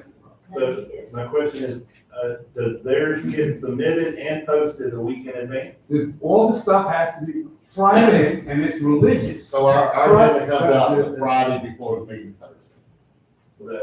Friday by week. That's not a week. No, it works. But It's it's 6 counted days. once a week. Yeah, but what we do, like Stu's saying, at the beginning of the meeting, the chair, whoever's the chair, would say, all right, county manager, do you have anything any additions or deletions from the agenda? So if he's got some stuff that come up during that week that has to be voted on at that meeting, can't wait another month, he'll add that to the agenda. If any of the commissioners have anything that they need to add to the agenda, the commissioners can add stuff to the agenda at that time too. But we try not to add anything to the agenda that is, a big change to anything. It's usually a grant or something like that, we have to get approval for. You try to understand this, other than an exigent circumstance, public hearings for ordinances and things have to be done it's 5 p.m. So what the county does, and you may want to have just a morning meeting or something, or another meeting a month. The county has a morning meeting where they take care of general business, where the public doesn't really have to show up unless they want to. They can see it on YouTube, they can see. So we have 2 meetings a month. We have one at 9:30, the first Thursday of each month, and we have one at 5:30, the second Thursday of each month, or third Thursday of each month. So any public hearings, we put that on the afternoon meeting, because like Steve said, the law says it has to be done after 5 o'clock. And the other thing that you might want to consider that Kelly brought up, to have a pre-meeting, you can, whatever it is, a few days before the meeting, you can announce a workshop with all the guys. The public, anybody could come and participate and look and observe. If there's not a quorum, you can still have the meeting. You just can't vote on anything, but you don't vote on anything at a workshop anyway. Workshops is just It's just one meeting.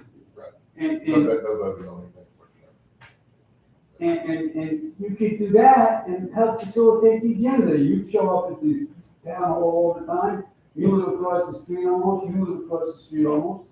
He works at the county, maybe able to run his road grader over here into the building and see him at the meeting.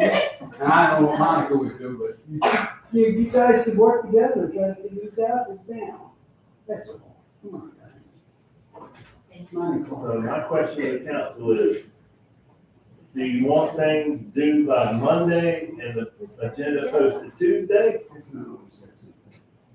Because Monday is the deadline for the public to request to be placed on the agenda. That is 1 full week before the meeting. And all of us get our agenda materials in by Monday. Is the council good with the agenda being posted on Tuesday? That very next Tuesday?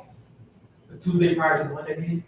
Yes, the Tuesday prior, that's 6 days. No, that's 6 days on the agenda. But it doesn't give her time to prepare the agenda. Right, the issue is, giving her time to prepare, or working clerk or assistant clerk, time to prepare the agenda prior to posting it. Yeah. That's the main. So I'm just saying, if you make things due the week before, then it's gonna be 40 days before you can bring something before the council for action. Because if you didn't get on that agenda, you can't add something to the agenda for action, like Mr. Logan just said. So if you don't get it in on that agenda, I think you 10 can add, it's situational. So that's not true that you can't add anything for action. It's For action. situational. No, it's situational. So emergent issues, like say we got a grant that's coming up that we just found out about, we can add that to vote on it. But other things just like that can wait. You shouldn't be putting it on there. But so you can add action items to the agenda that are time sensitive. okay. So And that's you why want, we have that. so you want the items due Friday, 10 days before the meeting, and then the agenda posted when?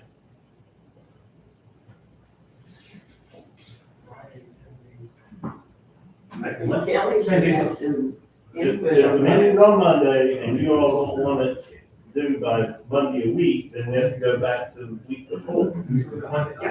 So what I'm saying is Bill won't be able to call up Shelley and say, hey, I want you to add this to the agenda 10 days before the meeting because you all want it all due before.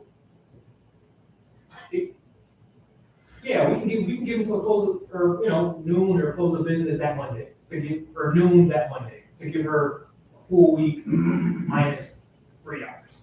Kelly, what's your thought? 2 weeks. That's ridiculous. No, so she means 2 weeks, you mean 2 weeks prior to the meeting? Prior to the meeting. That's exactly, Yeah, yeah, 1 week, 1 full week prior. to her having, that's exactly what we're talking about. 1 full week prior to her having to post it, they need to have it, I was just saying. Wait a minute now. What was 2 weeks now? So 2 weeks prior to the meeting. Okay, so 2 weeks, so like if the meeting is the 16th, they need to have it into her by the 2nd. So that she can post it like. That's just ridiculous. Well, we already voted on it. That's what we're talking about. I What do you mean, mean? So if the meeting is February 16th, and she's expected to post it February the 9th, what she's requesting is that people be expected to have it into her February the 2nd, so she has a week to act, so when she has 30 items on her desk, she has a week to research them, know what it's even about, and then post it on the 9th, so that everybody has a week notice prior to the 16th. And then answer the phones, and then do all my other daily stuff. That's 2 weeks is ridiculous, but. 30 items on the agenda is ridiculous. Yeah.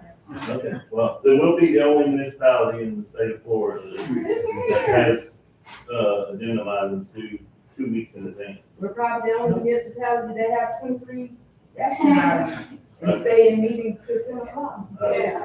And lastly, The policy has been prepared when the council decides on a deadline for agenda items and.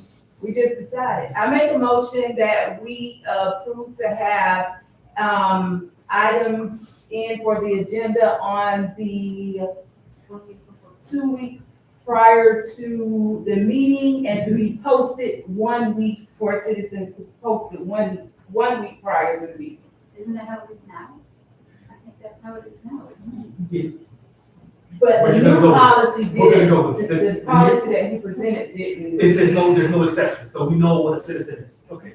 So we'll put 14 days. All other agenda items are due.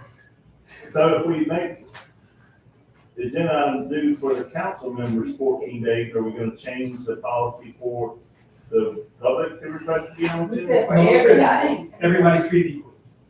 So that resolution can't be changed by policy, so the public will still be able to request to be put on the agenda 7 days, but the council members have to put their items in there 14 days in advance. That's what y'all want? No. All other agenda items are due 14 days before the regular meetings. And then the agenda and agenda packet will be posted at the town website by close of business 7 days before the meeting. Right. Okay, And everyone's treated equally. Monica made a motion.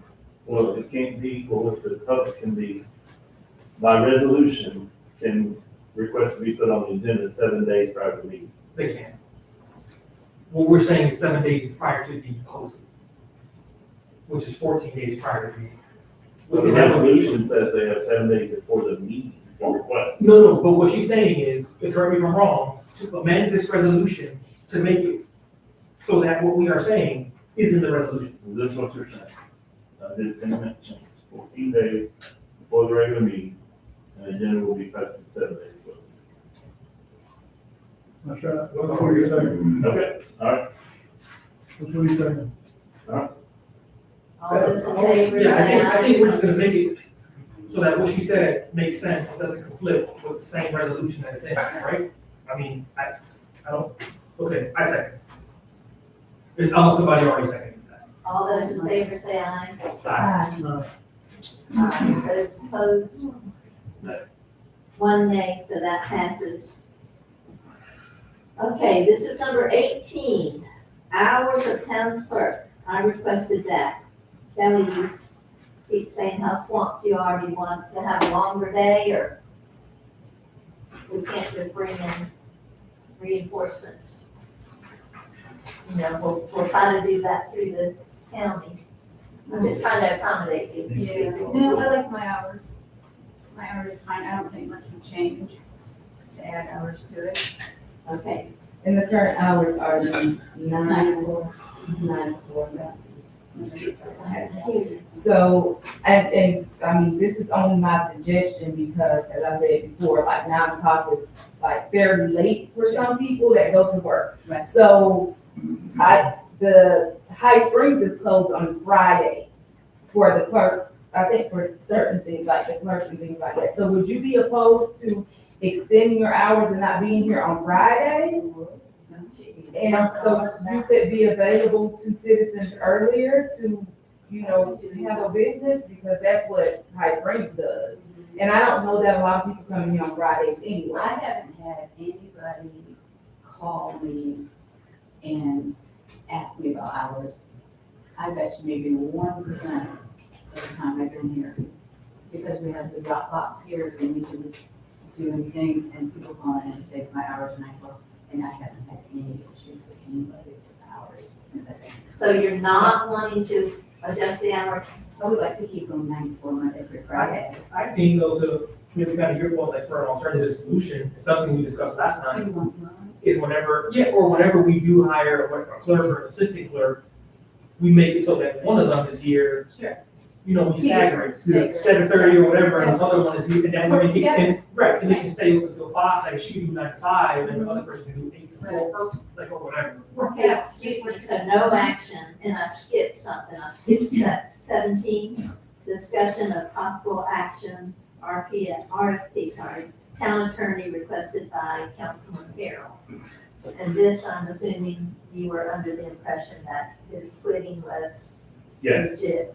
yes, so I put that on there because he put it last week.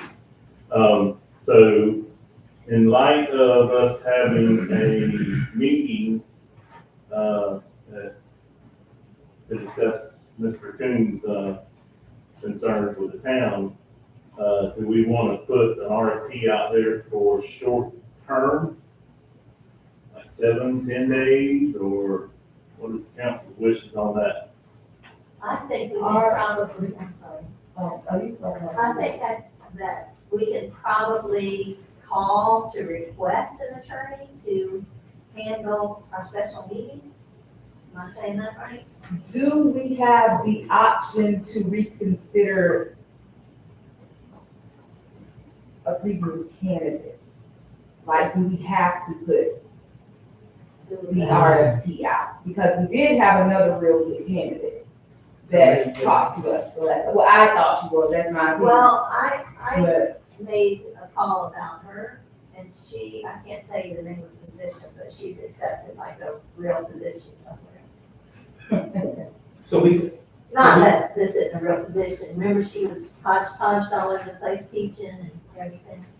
so she's not, so do we call her and see if she's willing to take it, or, right? Like, I guess you're saying, if she is willing to take it, is that authorized for us to consider? I would rather have the special meeting first and make some kind of arrangements, alternative attorney arrangements for that one meeting.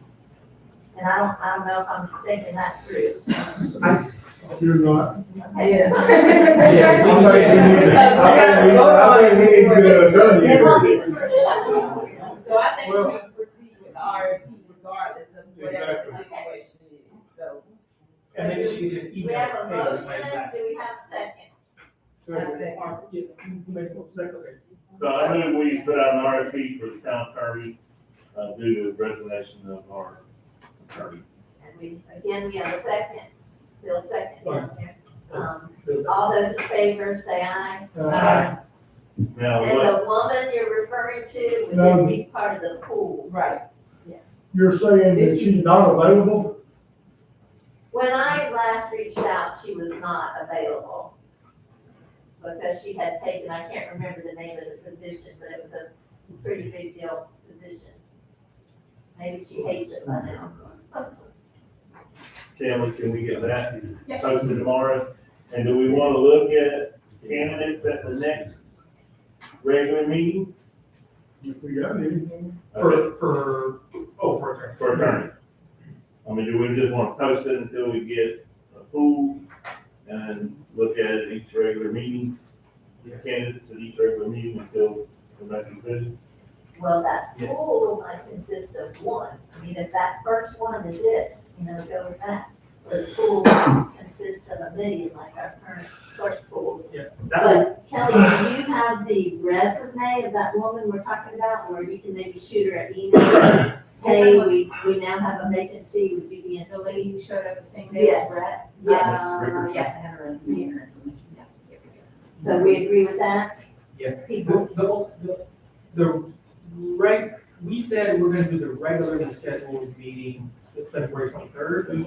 And the special meeting, which is a pretty big deal, is the 17th.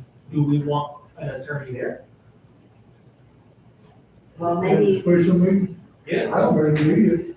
I mean, well, we voted on, we're not voting, but we want to hear from the citizens. yeah, we're just, Oh, what's a special meeting? Oh, so it should be like a workshop. Yeah, Okay, kind this is of, really a I mean, workshop. that's what I was taking it at. yeah. I want to hear what citizens got to say. I ain't Okay, special trying meeting. to just say here, that, Oh, do this, I want, a special meeting, okay, special meeting, there's an action item. Like a workshop is just a discussion. yeah. Okay, so maybe, It's sort of an informative,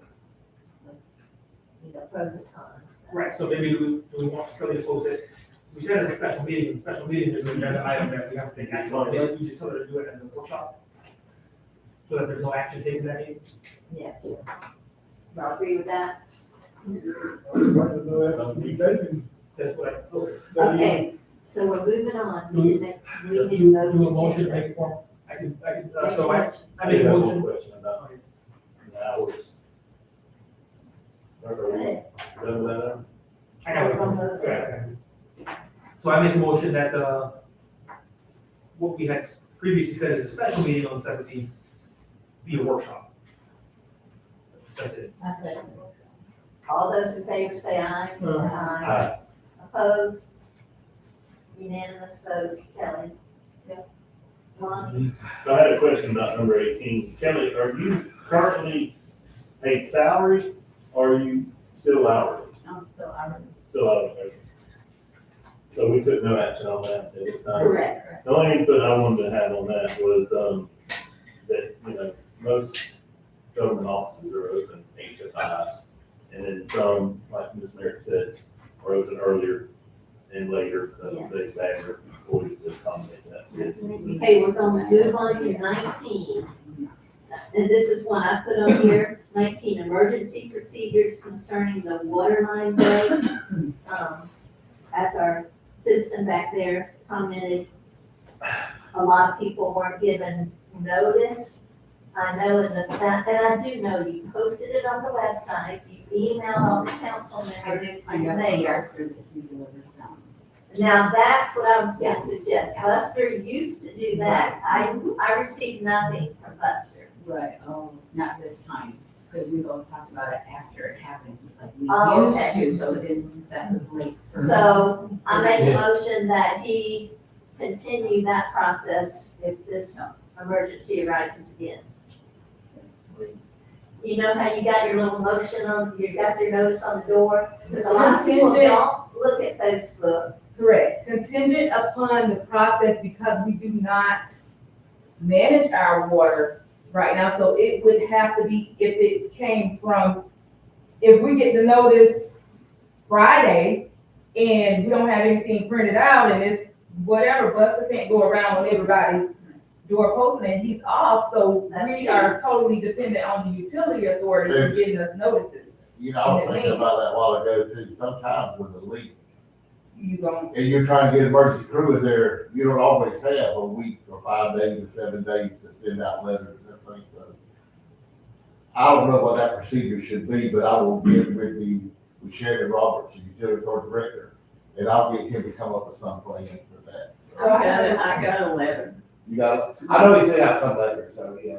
But a certified mail letter, It comes in the mail. that's at least 2 days right Yeah. there. but even Bad better, water. the school system has an emergency management system that calls it, my kids ain't even in school anymore. But school system do now. Exactly, so Yeah, they school have a system, system that will call you Tuesday, Wednesday, Sunday, Monday, and just to take somebody, putting it in, and it calls every resident's number that is in the system to notify them that, hey, there's an emergency water number, you're gonna be without water for X amount of time. So maybe that's an option, because if it's too late, or say it's on the weekend, Buster can't go put notices on doors. Right. There could be an emergency notification system, yeah, we have to, you say piggyback on the school or get. But I don't think that should be our responsibility at this time if the utility authority is managing. You're exactly right. That's a the good utility authority. And can we agree that you'll find out through Shannon Roberts? I am chairman of that board, I will address that. So, ma'am, My concern is TV 20 knew before we knew. TV 20 was told by us. I mean, so instead of telling TV 20, like the citizens of Fort White should have been told. they were, and I'm not arguing with you, they I were. think everybody agrees with you on that. Yeah, we all Yeah, agree. really, I do. I think the citizens should I know see. right away. Our town Figure it was out. notified through the website and through our bulletin board. And that's not, excuse me, that's not enough. We're all agreeing with you, and we're trying to figure out the best way to handle it. And Rocky's gonna seek information through Shannon Roberts, who is over part of our water now, rather than, He's the director. do you know who Buster is when I say Buster? Oh, yeah. Yeah. Everybody knows That's my husband. No, it's not. No, it's not.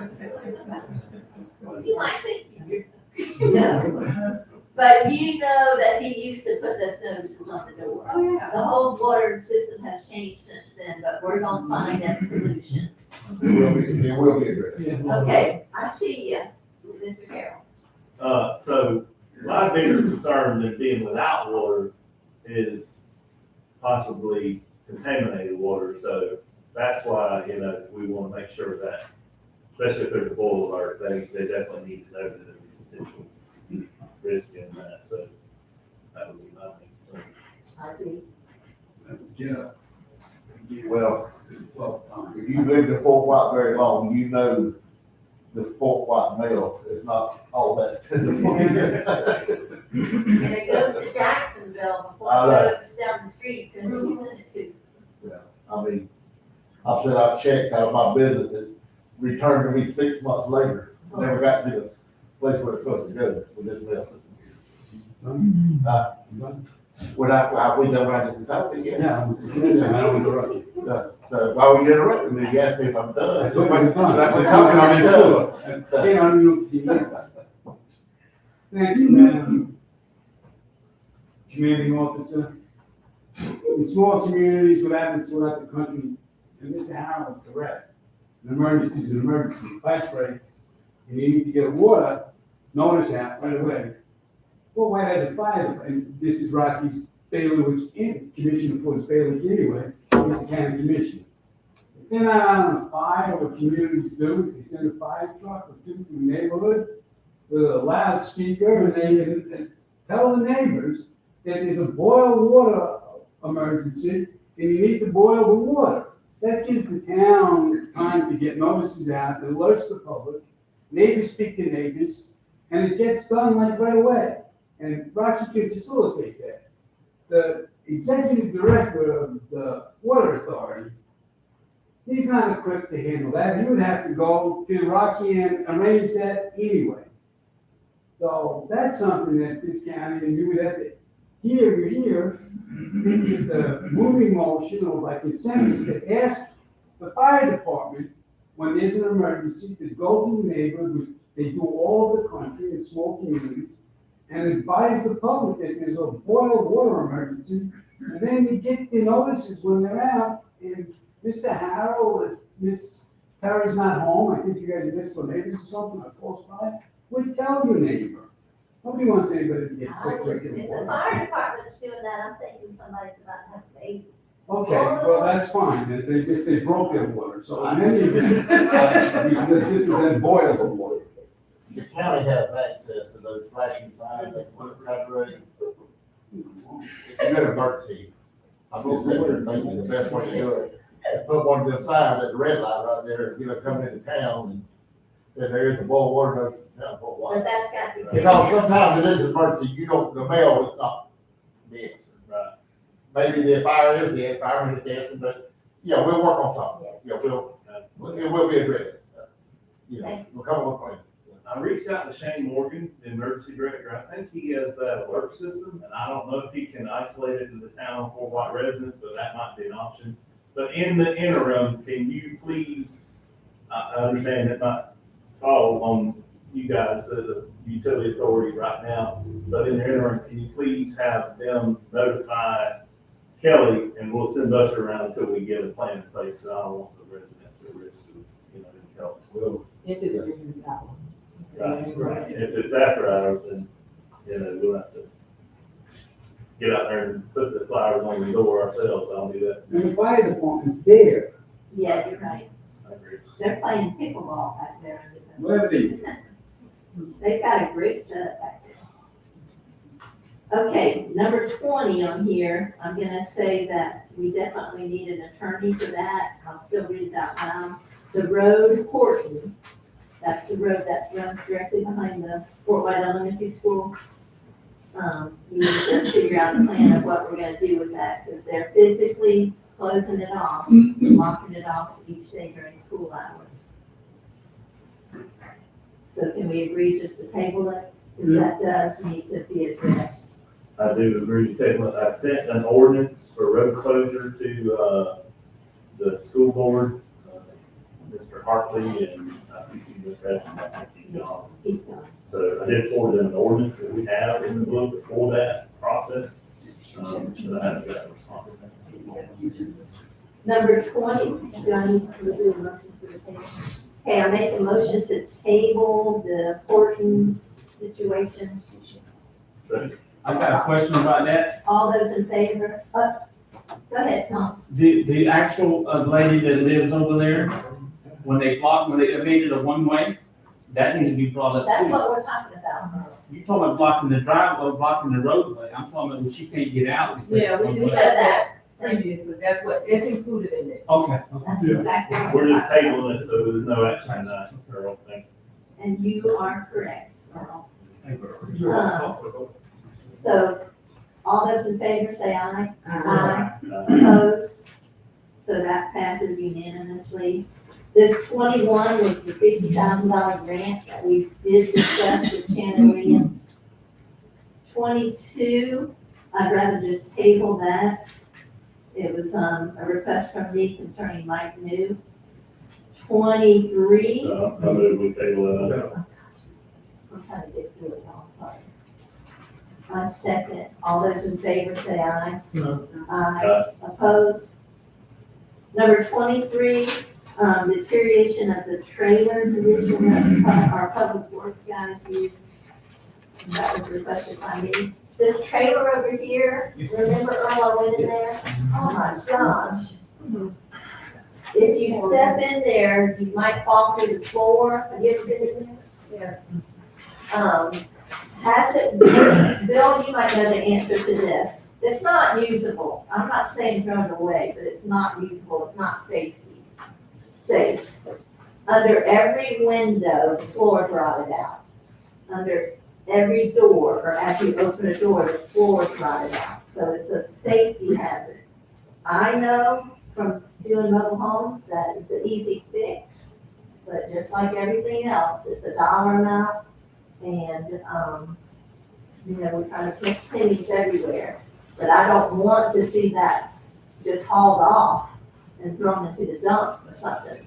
But I was curious, and you won't know this right off the hand, off the bat, but if that building at any time had been condemned, because it's in that type of condition. Bill, do you know anything about that building? They've never been condemned. We did talk about doing away with it. At the time, Ronnie was the mayor, and he was going to find a suitable trailer to replace it through his business for a real cheap price, but that's as far as we got. Do we want to try to fix floors? I mean, I know that's not very difficult, but I also know it costs money, so I'm willing to just put it on hold. Not only the floors, you gotta fix the roof first. So, That's leaking. So that's the Right. thing, it's worth the money. So I know that the county sometimes have these portables, because the Fort White High School had a bunch of portable buildings for where there was construction and things going on. And I don't know if you all liquidate them at times. I know that there's schools being built and there's portable buildings that. And that was the school board had those. Yeah. The school board had those, but now we did get some from the school board at one time. And there's one right beside the fire department. Yeah. That could probably could be moved if y'all wanted it, you know. I mean, we're not using it. I don't think they're using it for anything right now. I can check on that if you want me to. Please, The one over there by the water plant, the exterior siding on that's starting to look awful, so if we don't take action soon, that one's gonna be the same shape. Yeah. I know the school got rid of a lot of the portables up at Fort White, but you know, one time when they was building the house, we have the kids go to the portables down there, but I know they moved a bunch of them out. I don't know what they have left, but, those. I can I can contact the school board, see if they have any, what kind of shape they're in. You know, you wanna try to move that out, and move the portable in, so. I don't know, I know they were old, those are old too, like Lonnie said, they're all old. But the first option is the one at the fire stations. I think that one's in pretty good. Well, just Where are you looking from talking the about? outside. The one It at the had side been- of the fire station. Well, right beside the fire station. Picture right now. It's I'm on going the- to that blank. It's on the left side of the fire station right there, between the fire station and the health department. I'm going to flat blank on. It was remodeled at one time, and the supervisor elections office was in there, and we had a department down there. I don't remember that now, but I just can't. Martha was in there for a while. Who?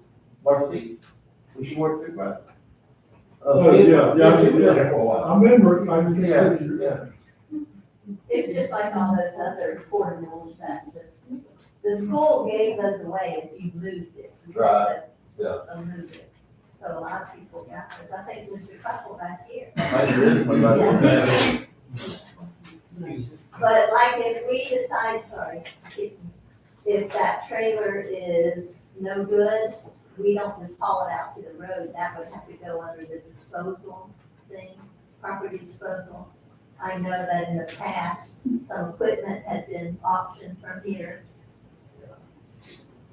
I mean, someone can redo that, that's what I'm saying. You might I can can't sell just it, give yeah. it away without getting anything for it.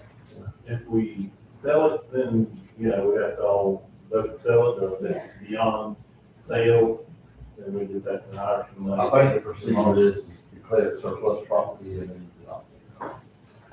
And if it's not sold in surplus sales, then we just hire somebody to demolish it all. Why would we hire anything, we can demolish it, I mean.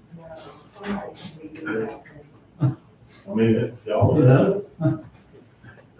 Not paying. So let's just put it to rest and we'll find out of the other buildings available. Agree? Right, so I move that we take it out. Yes. I second. All those in favor, say aye. Opposed? That passed unanimously. Citizens' comments. Wake up out there, Can I bring up something else or not? come on up here. We finished the agenda items, y'all. This is about the handicap at the DOT, I mean, at the depot, yeah. Right. I found out the measuring tool, but nobody's told us yet what size, you know, they're supposed to get back with us, nobody did. So that's the reason we haven't done nothing with it. But you put it on the agenda that we're supposed to do something with it, but we ain't got no. Nobody's told us what to do with it, Correct. I'm asking. Well, I guess, Yeah. and I'm not sure, but I guess Troy Cruz would give us the correct dimensions. To give us the correct dimension. But, I mean, I got the correct dimensions, but I just need to know, are we doing it or we not? We're gonna find out that we're gonna, Okay. I mean, it's on my form, I just wanna make sure, they said I didn't do what I was supposed to on the list, you know. and that's something you can do by just doing a frame. Yeah, you form it up, yeah. Okay. Yes, thank you, Earl. Can we ask Earl to send that to Kelly? Oh, she got it. Email, We got, yeah. email Troy Cruz to make sure, confirm that that's the right dimensions, and then once you get confirmation, go ahead and do it. Thank you. Thank you all. And that's showing you doing some initiation there, that's good, which you normally do, so that's good. All right, y'all. I'll have one. Councilman There's not a mayor's report, comments. so I'll do a citizen's comment. Yeah. For, the condition of their trailer, so, That's not overnight, that's years, I mean, No, I- that's not pointing fingers at any of those guys. no, I know. What I'm saying is, there was a legislative appropriations request put in for the water plant. I think it was $500,000 for the water plant, I think, and I think it was $500,000 for the public works department. And who put that in? So Woodard and Curran, after the last meeting, I was in Georgia, I forget, late December, they said, hey, the deadline's coming up, does Fort White want to submit legislative appropriations? I know you have the stuff with public works, I know you have stuff with the water, we can do $500,000 for each. I said, do it, and I'll just let the council know at the next meeting. So, So that's an example of, and I'm sure. and I don't have a problem with it, but it's, again, the failure of communication. And I mean, that trailer, that, I have to go back. That trailer is an example. There was an impending deadline, I'm not gonna call and ask for free money. You've I'm gonna allow it to be sat submitted. in several of these meetings and talked about us forming a list for those, I think that, for those appropriations. And we just have taken no action as a council. Right, and since the deadline was about to pass and Fort White was about to get no money, I was presented with an opportunity. It was, I think, literally, they're like, hey, you need to do this within a week. So I said, okay, as soon as I get back, and I did it. And I'm giving you an update. After the fact, and I appreciate it. Yes, it was after the fact, because there was an impending deadline.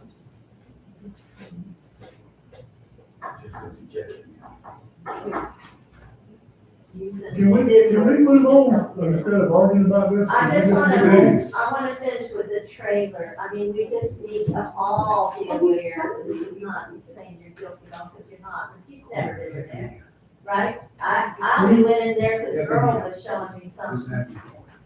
But we need to be more aware of what our town is made of and what we have.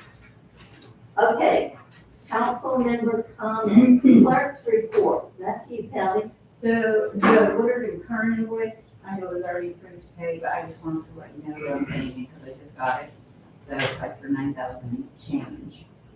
Is that for them to For the submit water those rates. legislative? Yeah. No, not that. No. Oh, okay. No. Is there any charge for that? No. The stuff you just mentioned there? No. And then, for the water workshop, I tried to get an answer, which I got from you three, but I did not get an answer from you guys to try to fix, Mike New recommended this second, I said, okay, I answered, but it's okay. but, Anyway, so I wanted to get a time that would be good, so we can all meet, do a workshop with him. At this point, we're probably looking at March. Let's speak with these Yeah, special meetings in the next meeting, and because we got, yeah. So we'll revisit it, we'll work on it. Update on the police investigation regarding the decorative lights requested by Mayor Thomas. Yeah, I requested, I want to know what the status of that is. I know there was some sort of criminal investigation against Councilman Harold use of edge. So I just like to know what we got back and what's the status of that, kind of where we're at. Is there anything else we got to do, or what's the status?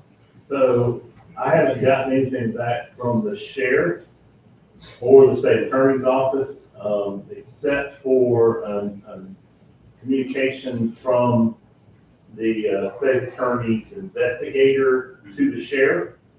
However, I have spoken to an individual in the state attorney's office and was advised that state attorney Don Durrett would be the final on their part. And I spoke with the sheriff, and he told me that he forwarded it to them due to a possible conflict of interest. And so that would be up to the state attorney. And like I said, I haven't received any communications from them. I did reach out to Mr. Durrett, and I haven't gotten a call back yet. However, I did speak with Investigator Jewett and the sheriff, and they said that they did not address certain aspects of that investigation, and those would be forwarded to another agency. I will say that the discussions I've had with all individuals, they said that there was no, they did not rule out that there was a crime committed. So they said that if additional evidence came up, then that would be considered, and that's where that stands. One aspect of that would be that it may be that another entity would need to make a criminal complaint based on some of the information that was presented or discovered in the investigation. So that's all I have to say about that. Okay. Moving on to number 4. Actually, 3. Monica, this is your time to shine. FERDAP, D's Memorial Park, and Hills Family Park update. the FERDAP for the D's portion is finally concluded, and Kelly can proceed with the closure and the reimbursement via grant board. The last part was the sign, and I'm expecting the project to start at Hills Family Park on tomorrow. It's Thursday.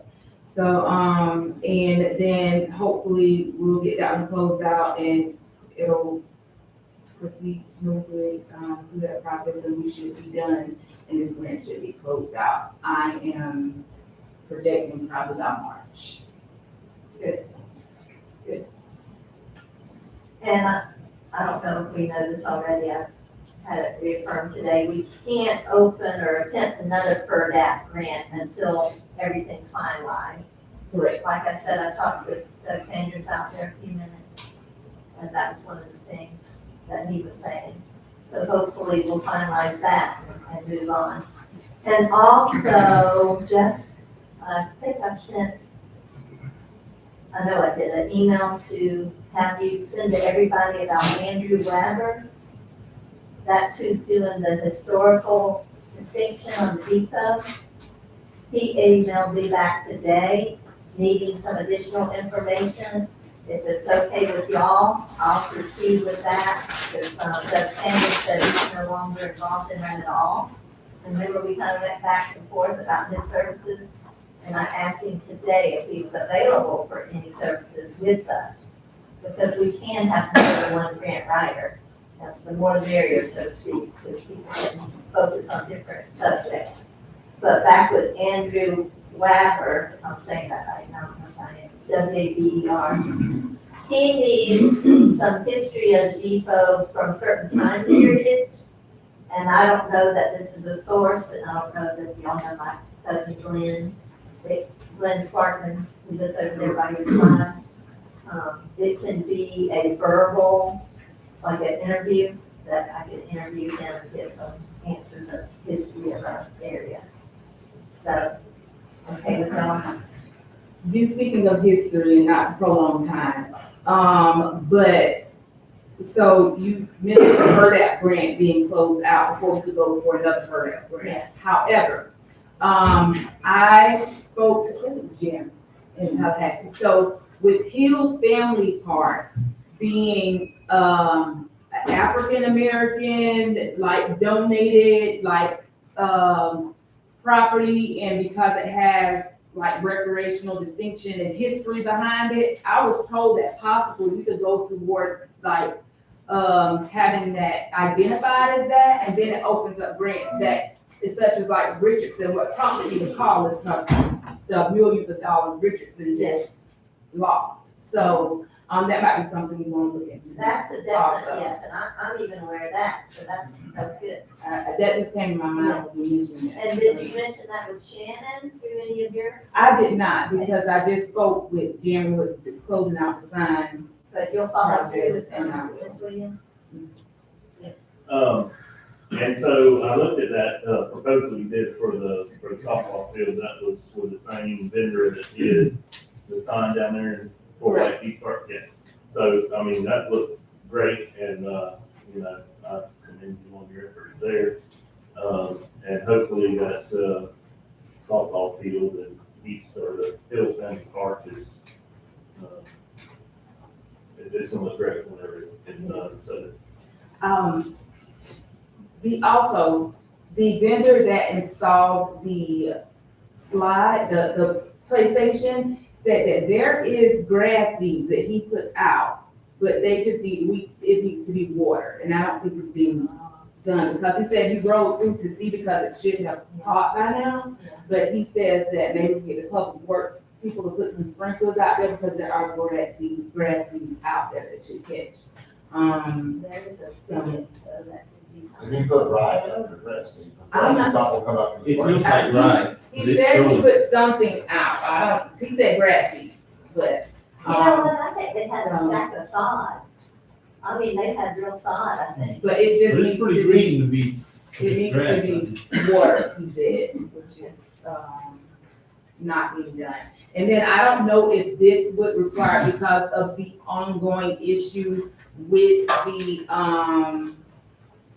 the lights, or if it's closed, but Allison had agreed to give me lights to go at Johnny B. Bryant to do with that project. So I don't know if I need permission to accept them from them to get, I mean, that would be giving back some back for the town. If you all still are, you know, with that still good on the table, am I allowed to accept them and put them in?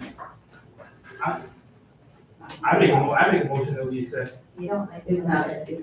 Oh, it's discussion? Oh, yeah. Well, then, yes, I know proposals. I know because you have that about the accepting like donations and, you know, litigation of property and all that type of stuff, so. Yeah, I think anything that's offered to the town has to be brought to the council before it's decided. Before a decision is made, like, and you're saying this, but you did say yes, bring them. Right, so I'll put it on the next, you can do it at action item. Yeah, and that's great, but that also includes, the depot. I got some, Specifically for that park right now, because I know that you have 3 other ones back here that are not being used, so. correct. Those are for, so I did speak with Ingram, someone at Ingram about that, and those poles are specifically for if we like to have an accident in town and one is damaged or knocked down, and we have one to replace it with. I know one was brand new. One Two was of an them. accident. Two of them One was an brand accident, yeah. Yeah. And one was an accident that already happened. Those 3 And that's what was poles used. are for They replacement. gave you one. But they'll sit there and rot and rust before we get to use them. Well, they need, one, they need to be under the shelter, because they're just out there in the open, but they're for. Well, I was told, But if you, with them being ours now, we can, decide we're gonna hire one in front of the, town hall or wherever. We can take action on that, because they have been, they're our property now. But I just request that it be an action item that I accept the tolls that they're giving me for. Yeah. And then I have one more thing on Bees Park. And, the old wooden signs at each corner, and we agreed to have those removed because So- they're pretty dilapidated. I think we discussed that when I asked what the name of the park Yes. was, and I think because it's so conflicting, I think the websites need to be updated, because some say these parks, some say these Memorial Parks, some say, and I think the sign needs to come down because it says these squares, I think. So, but I guess that's just So to use your words, and you're gonna say it right now, work order. yeah, work order. just And I like- waited until today, I almost forgot, but I waited because I wanted to, have those taken down, but I didn't want to send a work order without us agreeing to take them down. And that doesn't require a vote, but we can simply agree they're obsolete now. And while they're taking that one down, they may as well take the ones down at Johnny Grind. It's pretty much down already, like this. Okay, good. So the next thing is the cemetery. Burials in Fort White Cemetery with no notice to town hall. And this was requested by Mr. Farrell. I had that on my list also. So maybe you combine this, Kelly, or you didn't see it, but I'm gonna give you a chance to talk, Mr. Farrell. But we've already discussed this several times in council meetings, that we can't lock those gates and lock the residents out of their bereavement opportunity. So we had discussed in a prior council meeting about contacting the churches and the funeral homes in this area of, making sure we're alerted when something like that happens, or when there's gonna be a funeral. And one of the things I was thinking about, and it might not apply at all, but remember there was like I'm just saying this facetiously, a sale on plots, and everybody bought up a lot of plots. Did they maybe just proceed forward with the burial because they had the plot information? And that I don't know, I'm asking you. Right, yeah, no, We haven't done that in that cemetery. That Okay. was this cemetery. Okay, We were gonna get that survey before we tried to do anything else. okay. Well, this survey is where it's been happening. I know that you said it happened.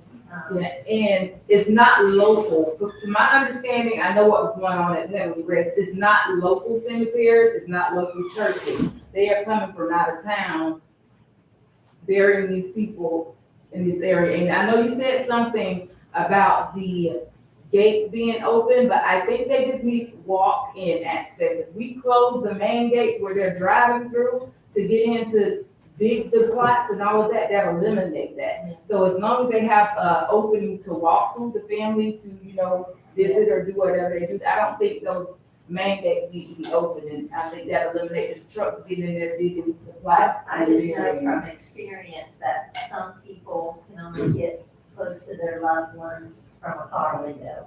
And I'm being serious, that's how old the remaining relative or one of the relatives is. So I had a gentleman come in and, yeah, he was.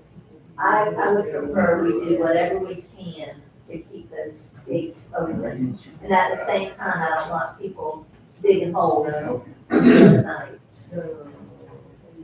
Let's do it.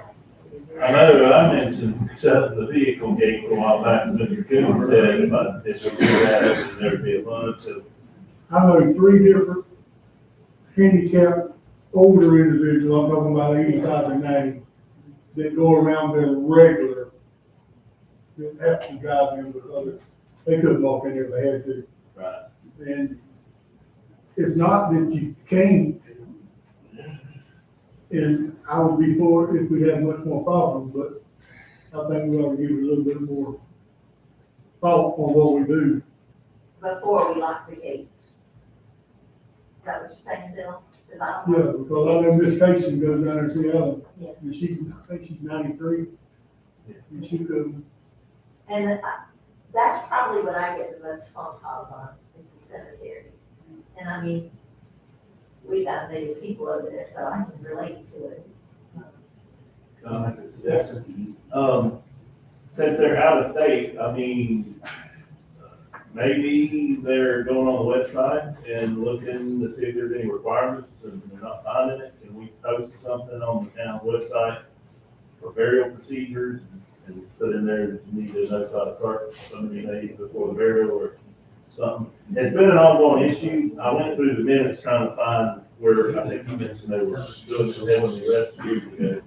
And I found something from 2019 where they, voted to post additional signage out there, but that was in reference to people putting unauthorized items and monuments and stuff like that out there. But I think the burials will happen around that time too, so maybe we need to update the signs on the fence entrances and put something on the website and then.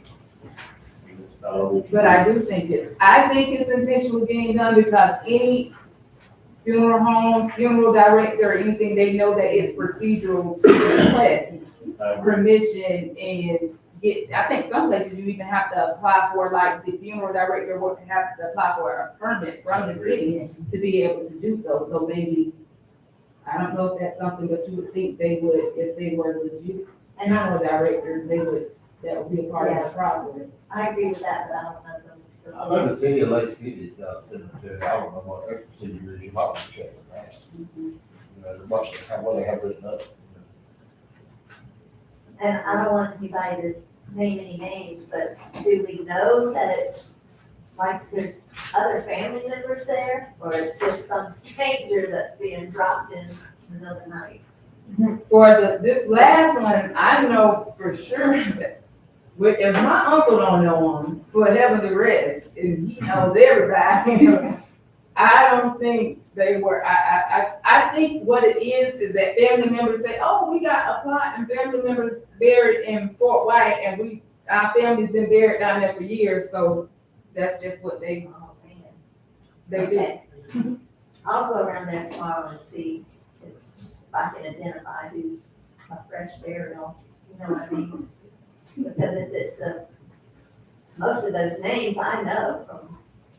Now, previously, they, the one that was done at Heavenly Rest, they had to come and extract the body and remove it and all those things, so I don't know, and that was more running time, I think, when he was the mayor, so, I mean, there's a process that we went through, I think they were served, the funeral director or funeral home was served, and they came and got the body. That's crazy. Relocated. Okay, so we'll find out what they do on that. This, now go to number 5, lawnmower weather protection covers, additional purchase for the public works guys requested by Councilman Coon. I thought this was gonna be on the agenda, Yeah, that's not an action item. but Is it within the purchasing? yes, it's definitely within the budget that we purchased. It just added to the bill, putting the tops on them to keep the, much as we can off the guys, and maybe a little bit of rain or something. I'm moving. So, Everybody will do it? it just added to the price. It's still way in the budget. Have those lawnmowers been? That's why I brought this up. I'm ready to order them. Oh, okay. And, so the guys so they can have them, because it's fitting to be mowing season here, and Wow. I'm sure they would love to have them. Yes, sir. See? Can we, And I have not ordered them until we had this meeting. can we up this amount without it being a voting I item? think so, because it's in I the think it's budget. within the, already within the budget. It's already in the budget. So it's just basically adding it to what we Okay. agreed to before. So it's gonna be like an accessory purchase. We already approved the purchase of lawnmowers, this is gonna be an accessory purchase. You already approved the budget for the lawnmowers, and this is well within the budget. If it's a separate accessory, then I guess if it's within the purchase, I Yeah. don't have a problem. Okay, I just want to make sure before So I order them. are you making a, well, we're not making a motion. No, He I don't just- want me to everybody want a picture of it. Okay, number 6. Right. I just want to make sure everybody's okay with it. Update on the train depot, and I've already explained this, but let me read it. National Historical Registry, also update depot concerning Troy Bridge maintenance inspections, future rental, special area hosted by Town of Fort White, all that. I told you that I talked with Andrew Wastewater, who's doing the historical distinction paperwork. It's not a grant, it's just getting that, and he needed a little bit more. The pad would require money, which we can't now vote on, but Kelly had responded to me that everything was on hold until Shannon Williams spoke about grants, but we don't need to wait 2 years for a pad at the end of the grant. Pad required before we can rent it, right? Yeah, well, that was my question with Kelly to check with Troy Cruz. I think it's gotta happen. Yeah. So we're good with her moving forward with that repair there. But I think there's multiple other repairs that needs to be done before we can rent it, right? Oh, yeah. Well, not really. Skirting around there, which doesn't affect the, He just said yes. what's, Thorough. I mean, you got all them holes on the side, when you get rain, you're getting black mold in there and stuff too, if you don't get it fixed. All these holes in the side of the wall, that, remember when you showed me A couple of things. on the side of of the the building? depot? Yeah, Okay. So is that something that our public works can repair? well, yeah, we just gotta get permission to do it, and what do you want to spend on it? Didn't that tie into whether, and I think maybe you had already provided clarity, but whether or not that would tie into the historical status of the building, if we mess up certain things, if we do certain things, if we fix certain things. But you can't let something fall apart in the meantime. I'm just bringing it up. I mean, we got windows that, right now, just got plastic in them. Maybe, I guess if you could read. Let me ask Andrew. Historical, yeah. Yeah. I know windows are a big thing with the historical, thing, like we're gonna replace them like with so. What, held up bridges? Yep, that's what I was just fixing to say, if you touch them or if you do anything, you could cancel. Those doors are not the original doors, so that's already gonna need to be replaced with something. So those are doors like what you might have at your house. But once again, I think, so I know we just can't let these things sit like this, get dilapidated and ultimately then, we're responsible for the condition that it's in. But once again, I think that we should have a workshop, being that we are on tight budgets and we keep approving the small things, they add up, okay? So I think we should do a workshop to see like what we're gonna target in increments. So like I did with the FERDAP, I know that all of this money was being, expended out at the same time, so which is why I broke it up. And so in hopes that we could receive some back before we put more out, with that in mind for the budget. So I think that we should do like timelines, like say, like these 3 months, we're gonna target the depot, then we'll move to, like. And I think it also falls under the special meeting, because all these things are just falling apart while we're not taking action, and while we're not having income coming in. So, I mean, the longer you wait, I know from living in my house, the longer you wait, the more expensive it is to fix things. So, I guess that's just on hold too. Let's see, prepare training depot rental agreement requested by Mr. Harrell. So we have to wait on that. So yes, after we get that, this is train depot rental, that was the waiver for the fees on the community center and trade. Okay, it was just. So this is just a quick discussion that once this thing gets repaired, we need to use the rental agreement for the community center and tailor it to the train depot so we can start renting it out. So that's just something we're thinking about. Yeah. Done. That it? Number 8.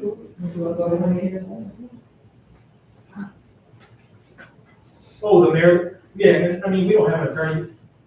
Everyone can read it. I know Councilmember Harrell, you asked where specifically in the charter does it say that you can't do something in a way that isn't specified. The Florida Supreme Court has already made that ruling. It's in many attorney general's opinion. people can read it, that was really more for the residents. The fact that you're presiding is, in my opinion, and the previous attorney's opinion, an open violation of the town charter, but that was. The only thing I'll say is I read your side of the case, I didn't have the same opinion as you, so you're entitled to your opinion, I mean, you all have First Amendment right to free speech, and everybody has. How do you interpret that? Well, let's go. Yeah, I don't want to get into a discussion. I make a motion to adjourn. I second. I'll say it. All those in favor say aye. You did a great job again.